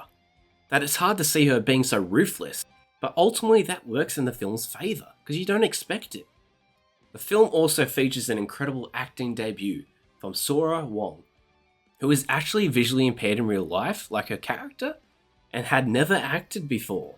Piper is, vision impaired, and it was very important to us to find an actor that was actually vision impaired to be able to portray it authentically on the screen. So it always comes from trying to find the truth of those actors and those performers. Like that's a very big part of the casting process. Yeah. The brothers sought to be authentic when representing the visually impaired community, by not just casting someone who was visually impaired, but also talking to a visually impaired friend of theirs during the writing process.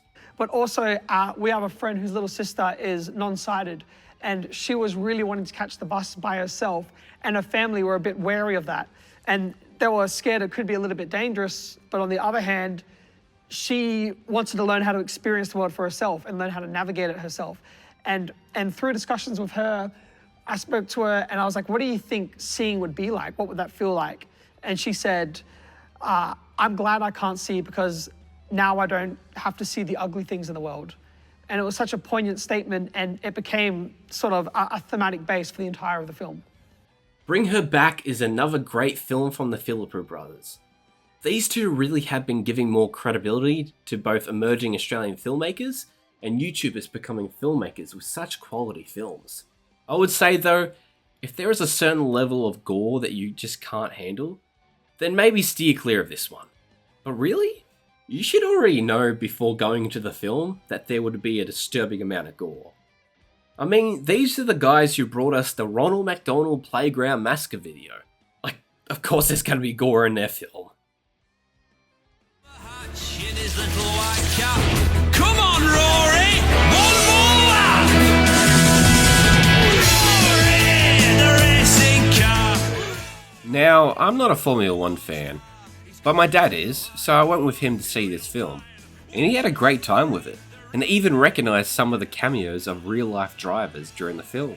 And as someone who is not a fan of Formula 1, I enjoyed it as well. It's from the director of Top Gun Maverick, and like that film, he clearly captures the thrill of driving in Formula 1, but he also captures the tremendous risk and danger that is part of the sport. I know it's kind of cliche to say, but there were moments here that did kind of have me on the edge of my seat. I was surprised to see it nominated for Best Picture though. There are some other films that I would have preferred, but I don't hate the choice to include it because it is one hell of a good time. We switched bodies? We switched entire bodies? What did you do? What freaky thing did you do to me that I'm in your hairy beast body? Switched bodies? An Australian independent film where two people body swap and things get freaky. Like, really freaky. You would think that there could be nothing new that anyone could add to the body swap subgenre these days. But as it turns out, you would be wrong. This film is incredibly well crafted. It has excellent use of lighting that is kind of reminiscent of the use of lighting that was used in It's What's Inside. A film from the previous year that also gave us a fresh take on the body swap formula. The film also has incredible cinematography. In my opinion, this indie film puts a lot of big budget films to shame in terms of cinematography. A reoccurring theme from this film is perception. How once they have swapped bodies, and each character looks at themselves in the mirror, they don't see themselves. Because their perception of themselves is tied to their own bodies, their own appearance. They can't even look at the other person without seeing only themselves. Why do I see myself when I look at you? As the film goes on, they realize that their original bodies don't make them who they are. The body is just a vessel, and these vessels have an underlying need for connection.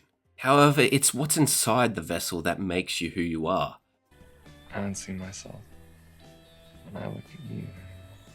I mean, it's my face, my body, but it's definitely you in there. I see you too. In the end, the film does the unthinkable with the body swap concept, as neither character switches back. And kind of like Together, they accept their situation. Except here, they don't sacrifice their individuality as they are still themselves, just in different bodies. The film also isn't afraid to go to certain places with the body swap concept either, and is definitely not the type of body swap film that is family friendly. Because this film is unashamedly horny. I mean, you should know that going in because it is called Carnal Vessels, and the word carnal is literally a synonym for the word sexual. It really sucks that this film didn't get the attention that it deserves. It really deserves more love. And while it was a contender for the Actor Awards, which is basically our version of the Oscars and Emmys here in Australia, it unfortunately was not nominated in any category, even though there are 2 categories where it definitely should have been nominated. Regardless of its lack of accolades, Carnal Vessels is an indie triumph. Congrats to the entire cast and crew, and I can't wait to see what you all do next.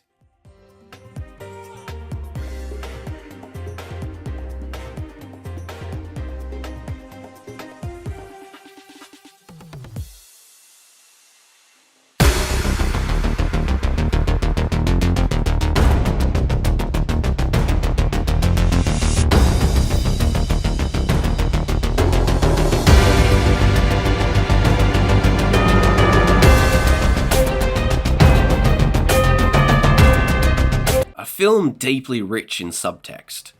The film is overtly feminist in its themes, and tackles things like misogyny and gender dynamics. You love each other. Love? No. No. You'd have to think of me as a human being first.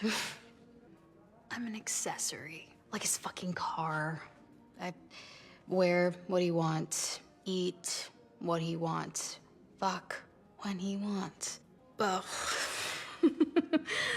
Look who I'm talking to.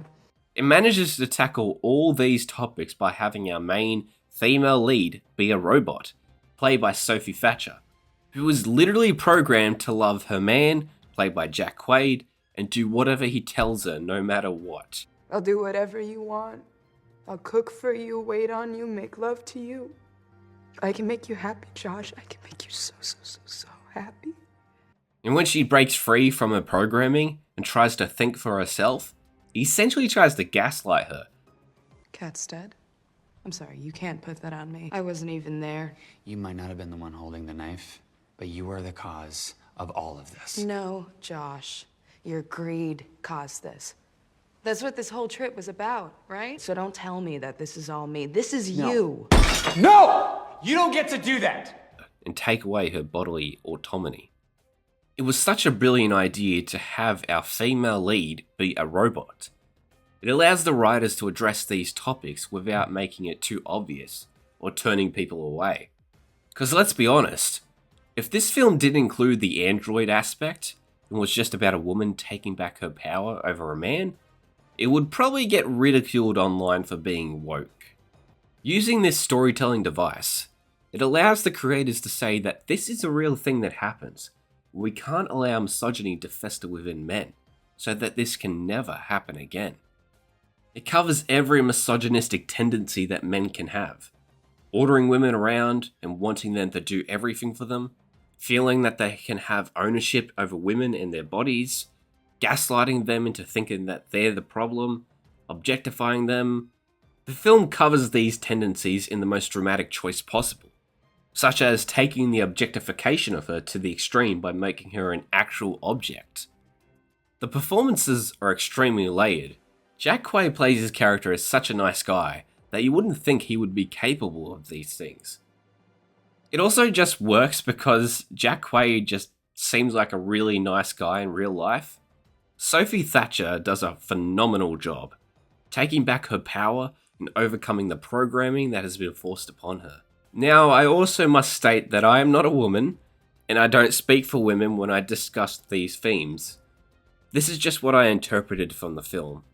Female viewers have no doubt come to different conclusions and their own interpretations about the film, and I welcome those perspectives. You can tell that this is a well-written and well-crafted piece of film, because it makes you think, and makes you come to your own interpretations and conclusions about the film. And that's what good art does.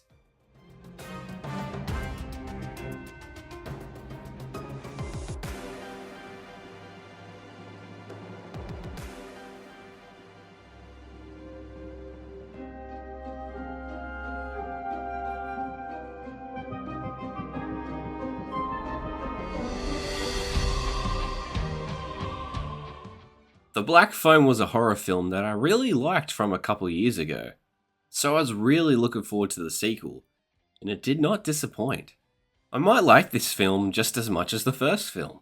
The film carries over the themes and subtext from the first film, the story of discovering your own inner strength and learning to fight back against your oppressor. But now, instead of it being Mason Thames' character Finney going on that journey, it's Madeline McGrath's character Gwen. Mason Thames does give a subtle but nuanced performance here, but Madeline McGrath is on a whole other level. She was already a standout in the first film, but this performance deserves some kind of awards recognition. She's putting actors twice her age to shame. It's one of the best performances of the year for me. Blumhouse is definitely pushing The Grabber to be up there with some of the great masked horror icons, and I can definitely see why.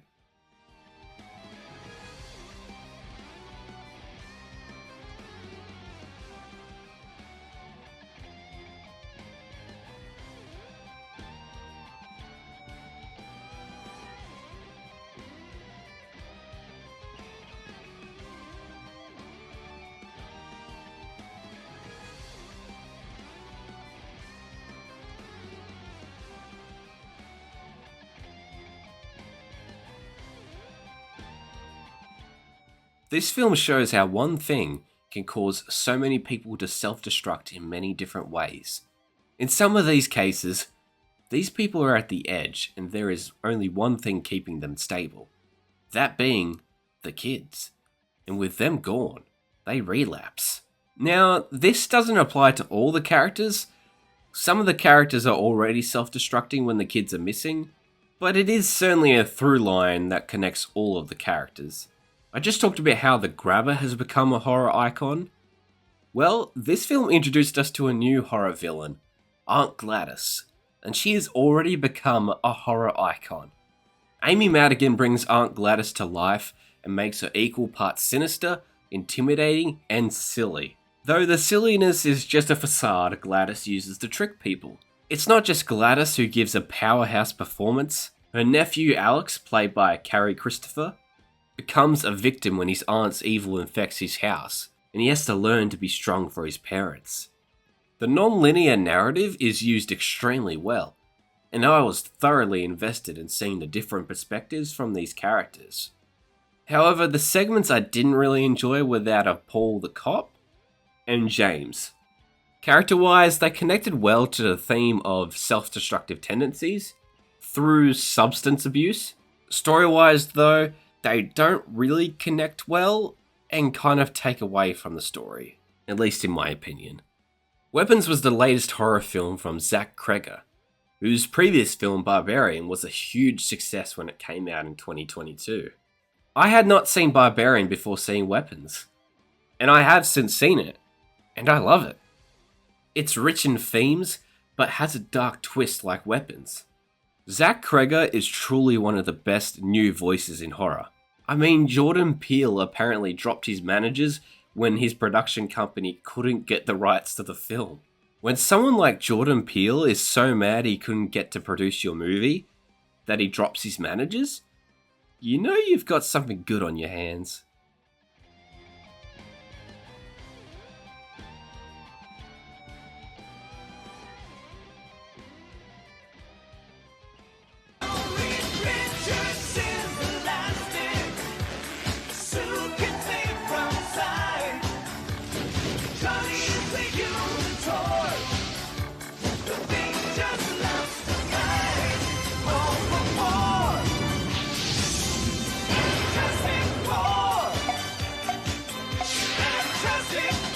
After 4 previous attempts at a Fantastic Four film, each varying in quality, we now have Marvel Studios' take on Marvel's first family.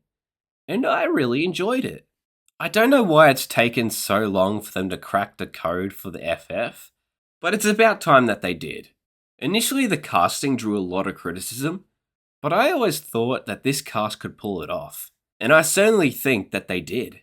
I think there's a bit of the Jonathan Hickman version of Reed in Pedro's Reed, where he has to be in control and solve every problem. And when he's in control, he's very reserved and shows no emotion. But when he is no longer in control, that's when he gets emotional. Vanessa Kirby Sue is a powerhouse, and Joseph Quinn gives us an extremely likable Johnny Storm. But why didn't he ever say flame on? Eben's Ben Grimm is great too, but it feels like a lot of his scenes were cut. Maybe because Ben was very prominent in the previous films, but it is sad to see the most famous member of the FF get kind of sidelined. And I do think that a lot of those scenes getting cut did hurt the film's pacing, because this film is really fast paced, and while it does have a really beautiful moment of stillness, the rest of the film doesn't really give moments the time they need to breathe.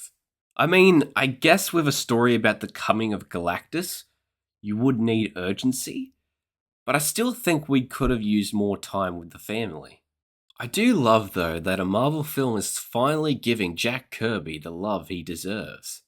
We are indebted to the work of Jack Kirby. This universe wouldn't exist without him. Marvel would not exist without Jack Kirby and his imagination. And he created these characters here along with Stan Lee, and we are so honored to honor them. And that Marvel gave some love to the cast of the 1994 Fantastic Four film by giving them all cameos. Now, if only they would go one step further and officially release that film. Because it's actually really good, and I have a fondness for it. I think that this might be a hot take, but I think that the 1994 film is still my personal favourite Fantastic Four film. But I did really like this one, and I really appreciate that it brought the FF back into the pop culture zeitgeist, and that really is fantastic. Say that again?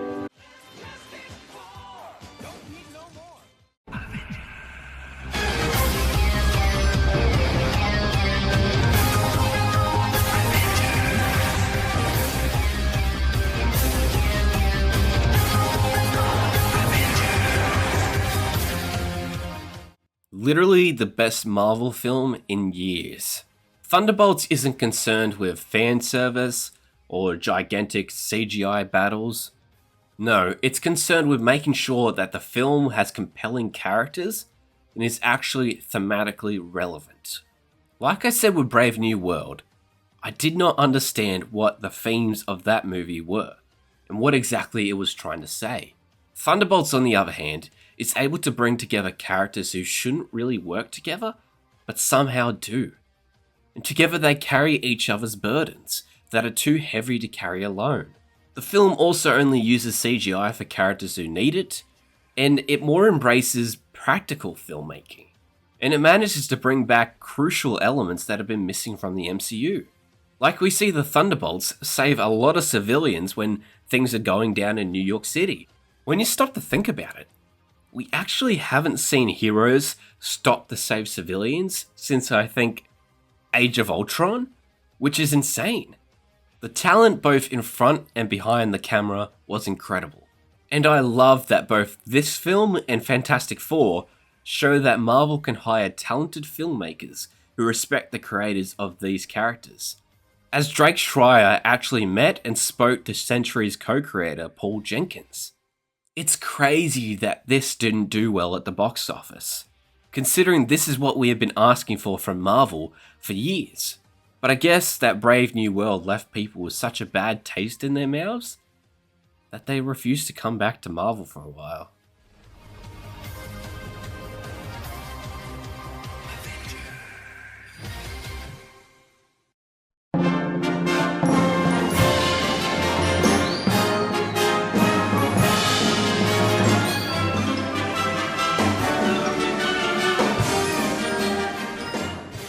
After surviving the dreaded tax write-offs from Warner Bros. Discovery, we have been blessed with The Day the Earth Blew Up, a Looney Tunes movie.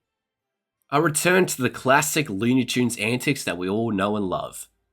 I had a smile across my face the entire time, and at a time like this, a smile is truly welcome. It felt truly special to see a Looney Tunes film in cinemas. And a 2D animated film at that. I'm so glad that this film was saved, and now also that Coyote vs. Acme has been saved. And I can't wait to see that film because Roadrunner and the Coyote have always been my favourite of the Looney Tunes. Now with these films saved, I hope that Bye Bye Bunny, Scoob Holiday Haunt, and Batgirl can be saved as well. That's all, folks. Porky, wait! That can't be all. We gotta keep this thing open for a sequel.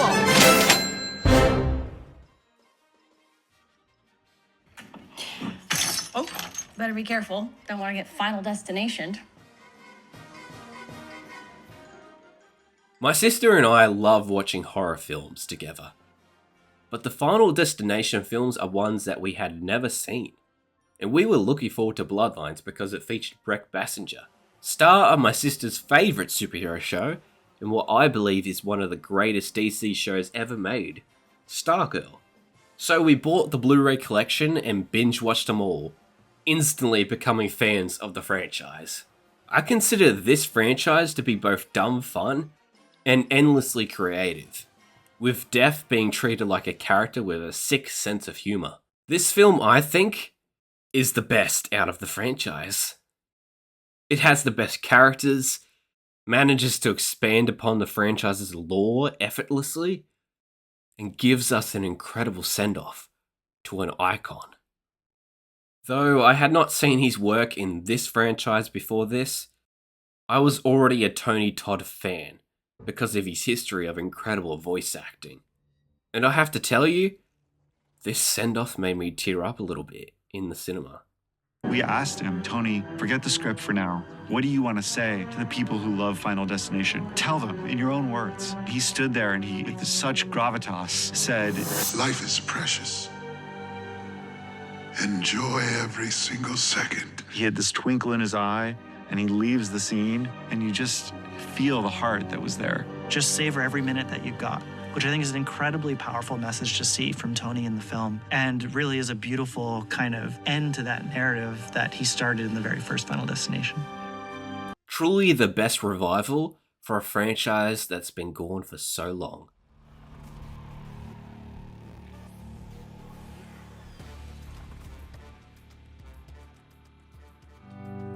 She's a lesbian, she's in space, and she's also a princess. Oh, and she's very sad. An independent Australian animated film centering around a princess going on a mission to save her ex-girlfriend. I've been captured by these things called straight white malians. Who? Oh, fuck you! But in reality, she goes on a journey of self-discovery. Princess Sarah is looked down upon by everyone in the galaxy, especially by her mums.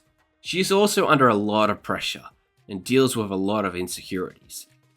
So while it's true that her journey is to save the one she loves, it's actually not about her ex, but herself.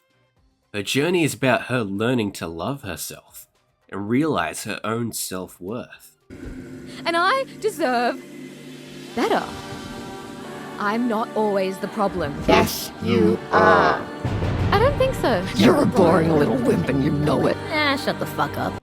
As you can tell, this film is very thematically resonant, but it is also extremely creative with its animation, and it is extremely funny. We'll be together forever and ever and ever.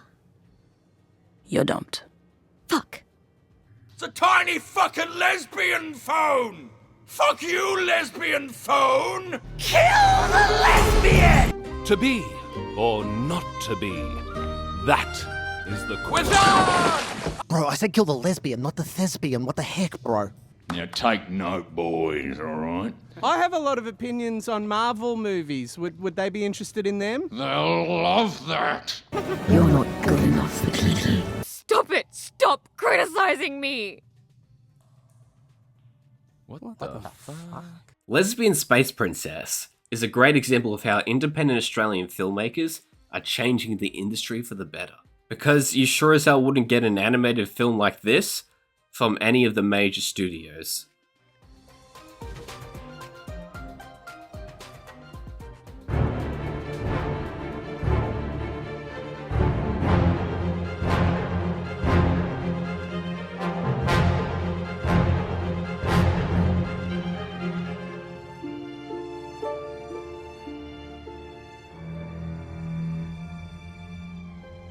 A Predator anthology film animated in the style of Arcane, spanning decades as different warriors try to defeat different Yautja.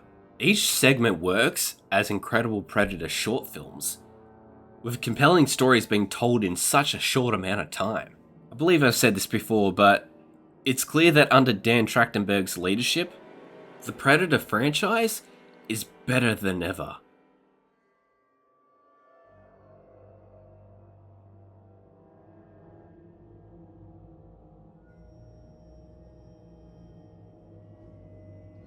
There's obviously some Scooby-Doo shit going on here. Scooby-Doo-Doo.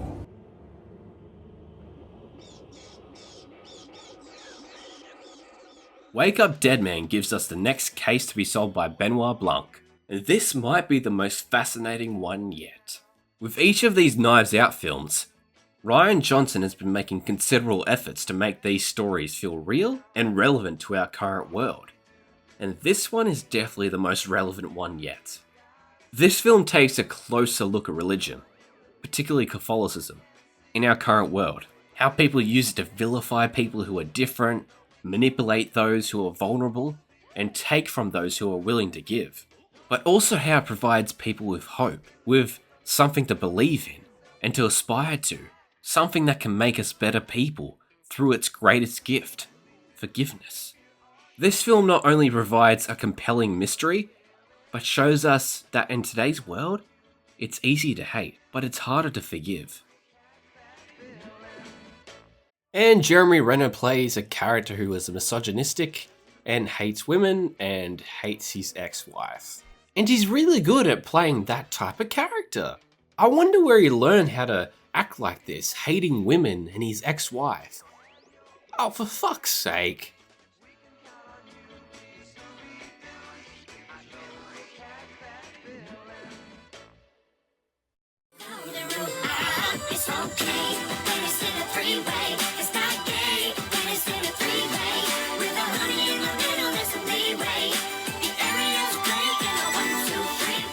Don't let this title fool you. This isn't some inappropriate raunchy comedy. This is a dramedy with some of the greatest emotional highs and lows of any film I had seen this past year. The film contains some of the best comedic and dramatic performances of the entire year, and the fact that nobody is talking about this film is really disappointing. Check this film out if you have the chance. I highly recommend it.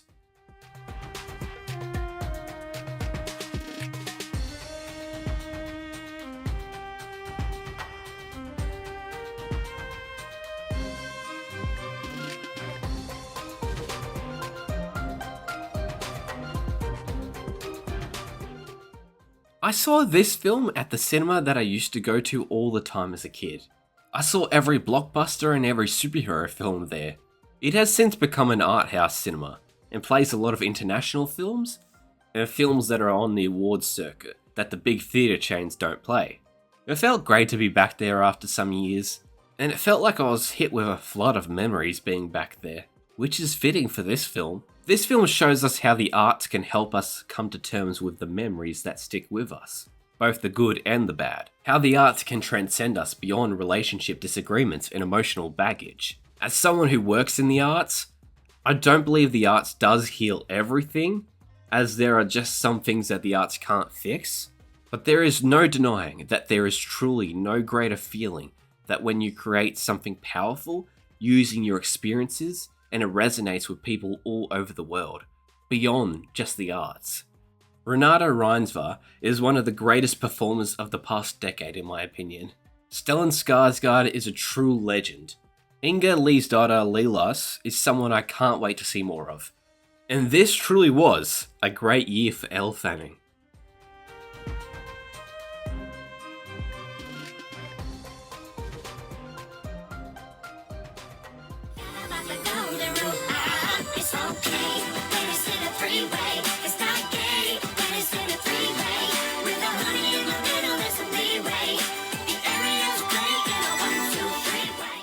A beautiful existential drama that raises deep questions, particularly around love. Like, what exactly is love?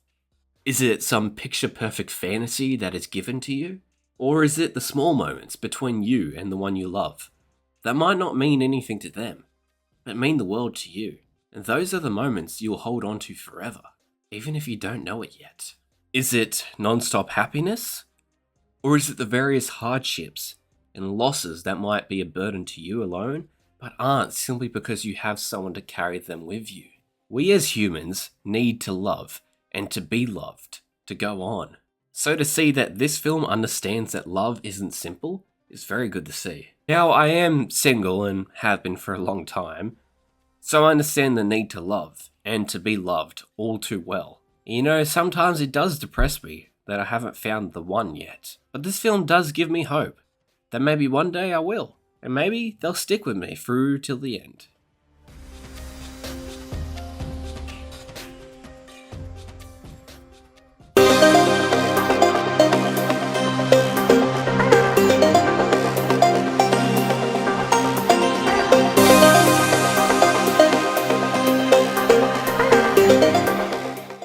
The animated film that took the world by storm is visually stunning and has incredible songs that even I love to the point of singing them in my car.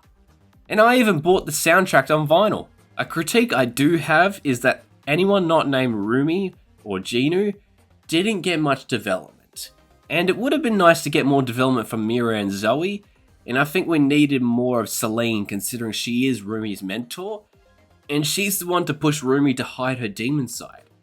Like, this is all kind of her fault. But those things don't ruin the film and could easily be expanded upon in the sequel. This film proved that not only Huntrix don't miss, but neither does Sony Animation. I love my girls.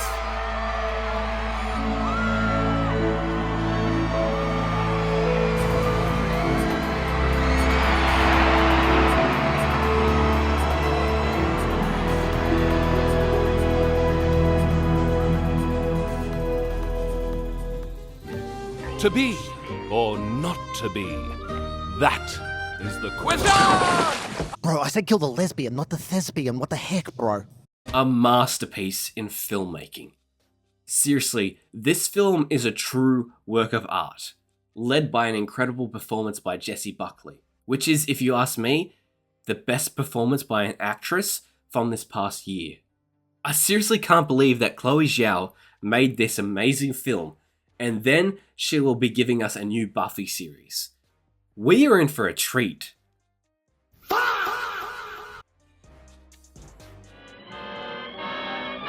This looks like a job for Superman.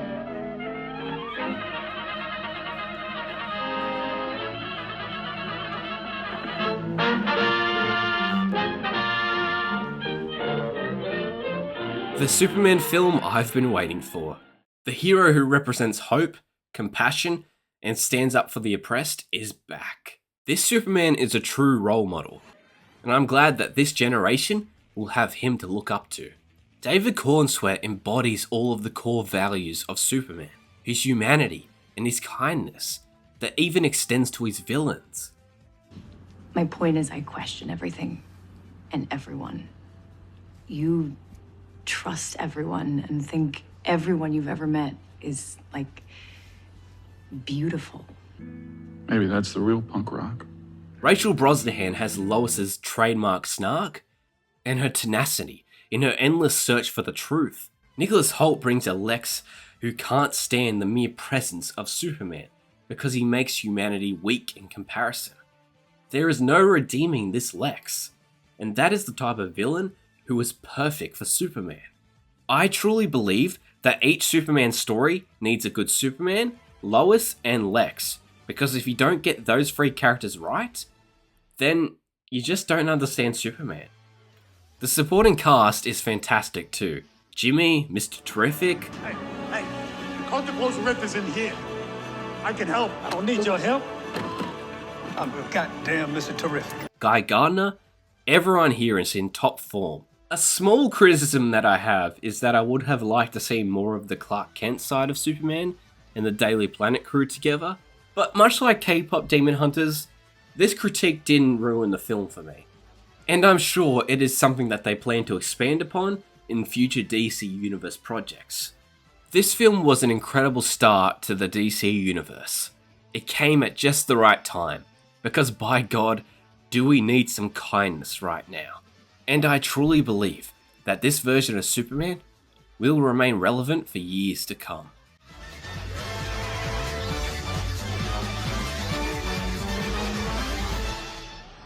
You twins? Nah, we cousins.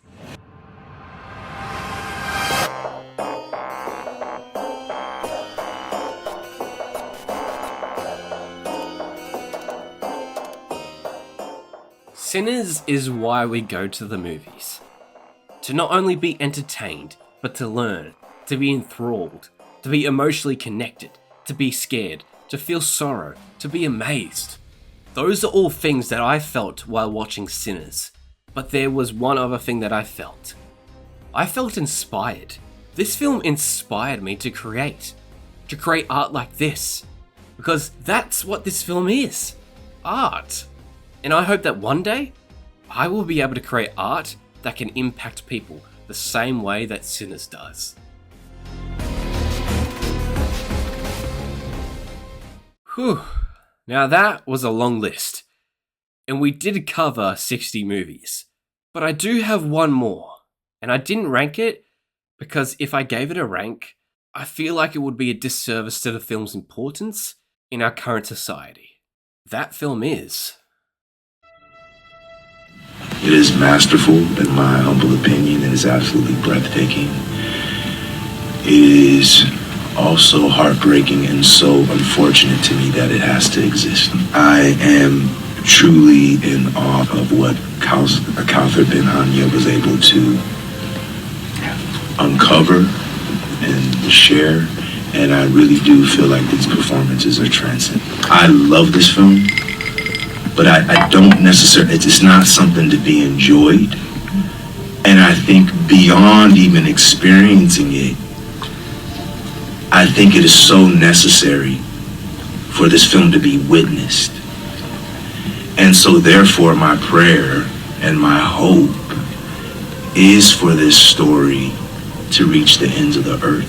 And that is so beyond awards and accolades. That is so much about us and our humanity and something in us through story needing to continue to be nurtured. And the things that can nurture and penetrate sleep hearts right now, or desensitized minds, hearts, and spaces, has to be masterful storytelling.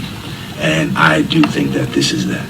It's been ages since I've done one of these on TikTok, so I thought I would do a quick roundup of what I've been watching over the past couple of months. The Boys of Hinbajab, which was very, very powerful and a must watch. It is just watched The Voice of Henry Job, the movie.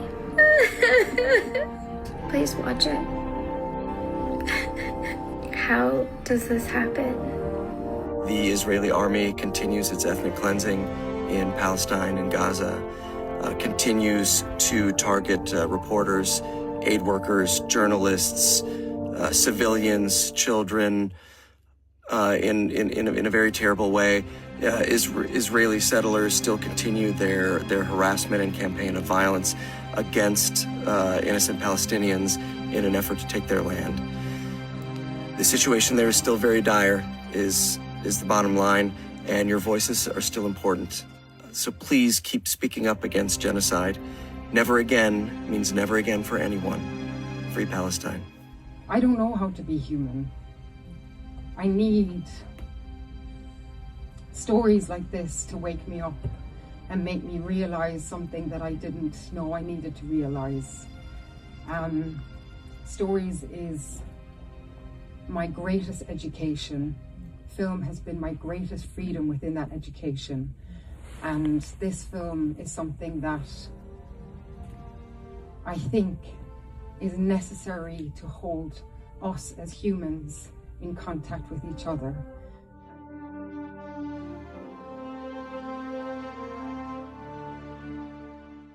This is quite possibly the most important film I'll see in a long time.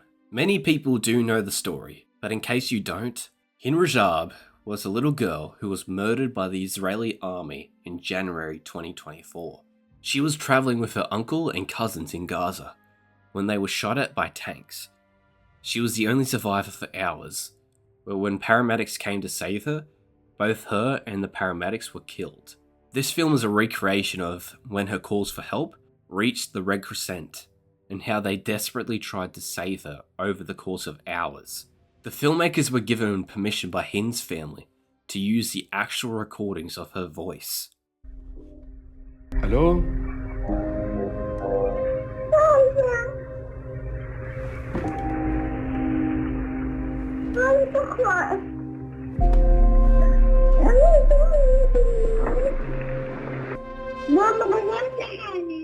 As well as videos provided by the Red Crescent and photos of Hind, which gave this film a level of authenticity, but also dark realism.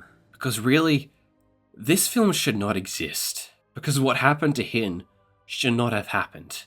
And the last 2 years of genocide shouldn't be happening either. No matter what your beliefs are, we have to agree that the life of a little girl should not have been taken away.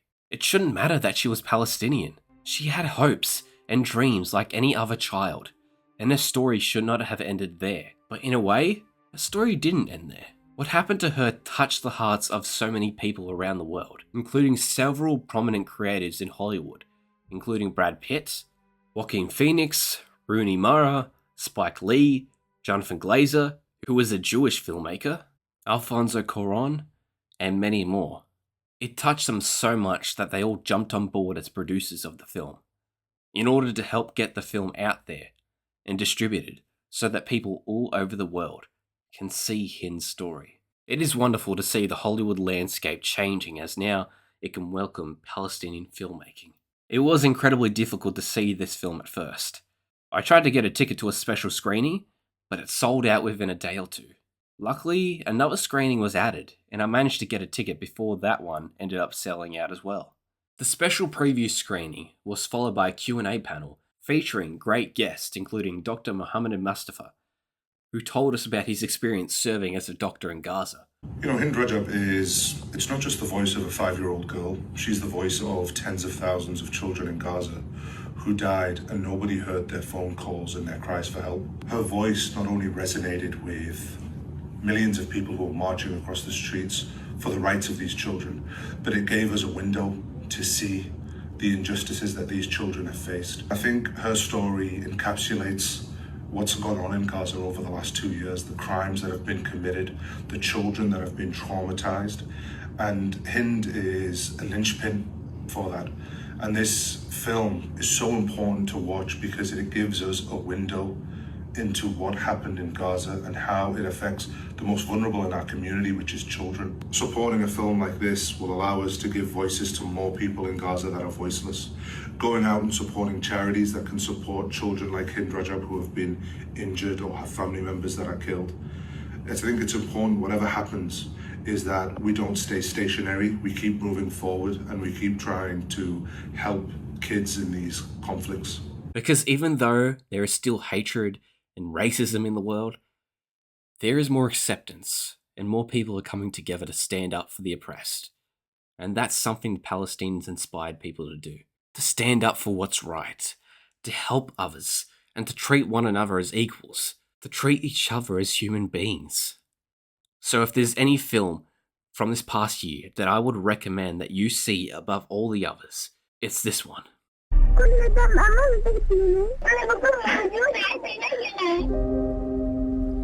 بس لسه في فضا لسه معنا وقت.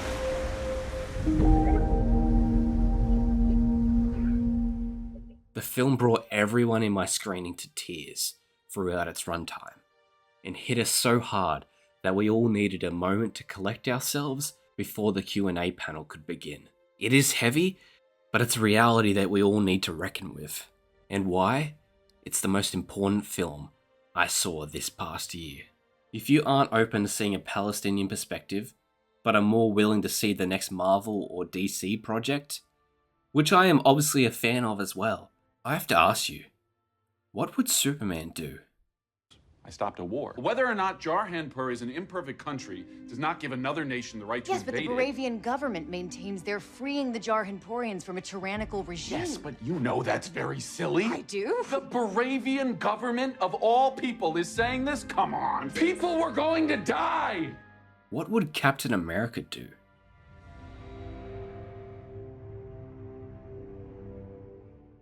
What would Wonder Woman do? Or any of the big superheroes? They would stand up for those who are oppressed and help no matter what. In that spirit, I would like us to help even if it's a little bit.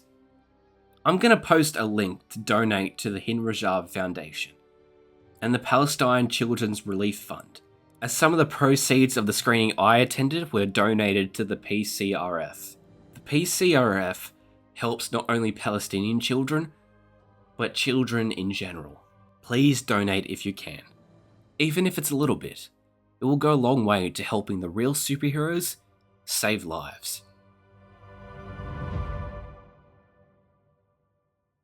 Well, that's the video. Oh god, this is going to be a pain to edit. Let me know what movies you saw this past year, and what does your ranked list look like? Tell me all about it in the comments down below. If you watched the entire video, I'd like to say thank you. If you kept an open mind and listened as I talked about real world events and politics, thank you. Since this video was super long and took a while to make, the next video will be something simple, hopefully. And it might not be out for a while, just to give myself a little break. But please stick around, and I'll do my best to get videos out as soon as I can. Until next time, thanks for visiting Earth Prime.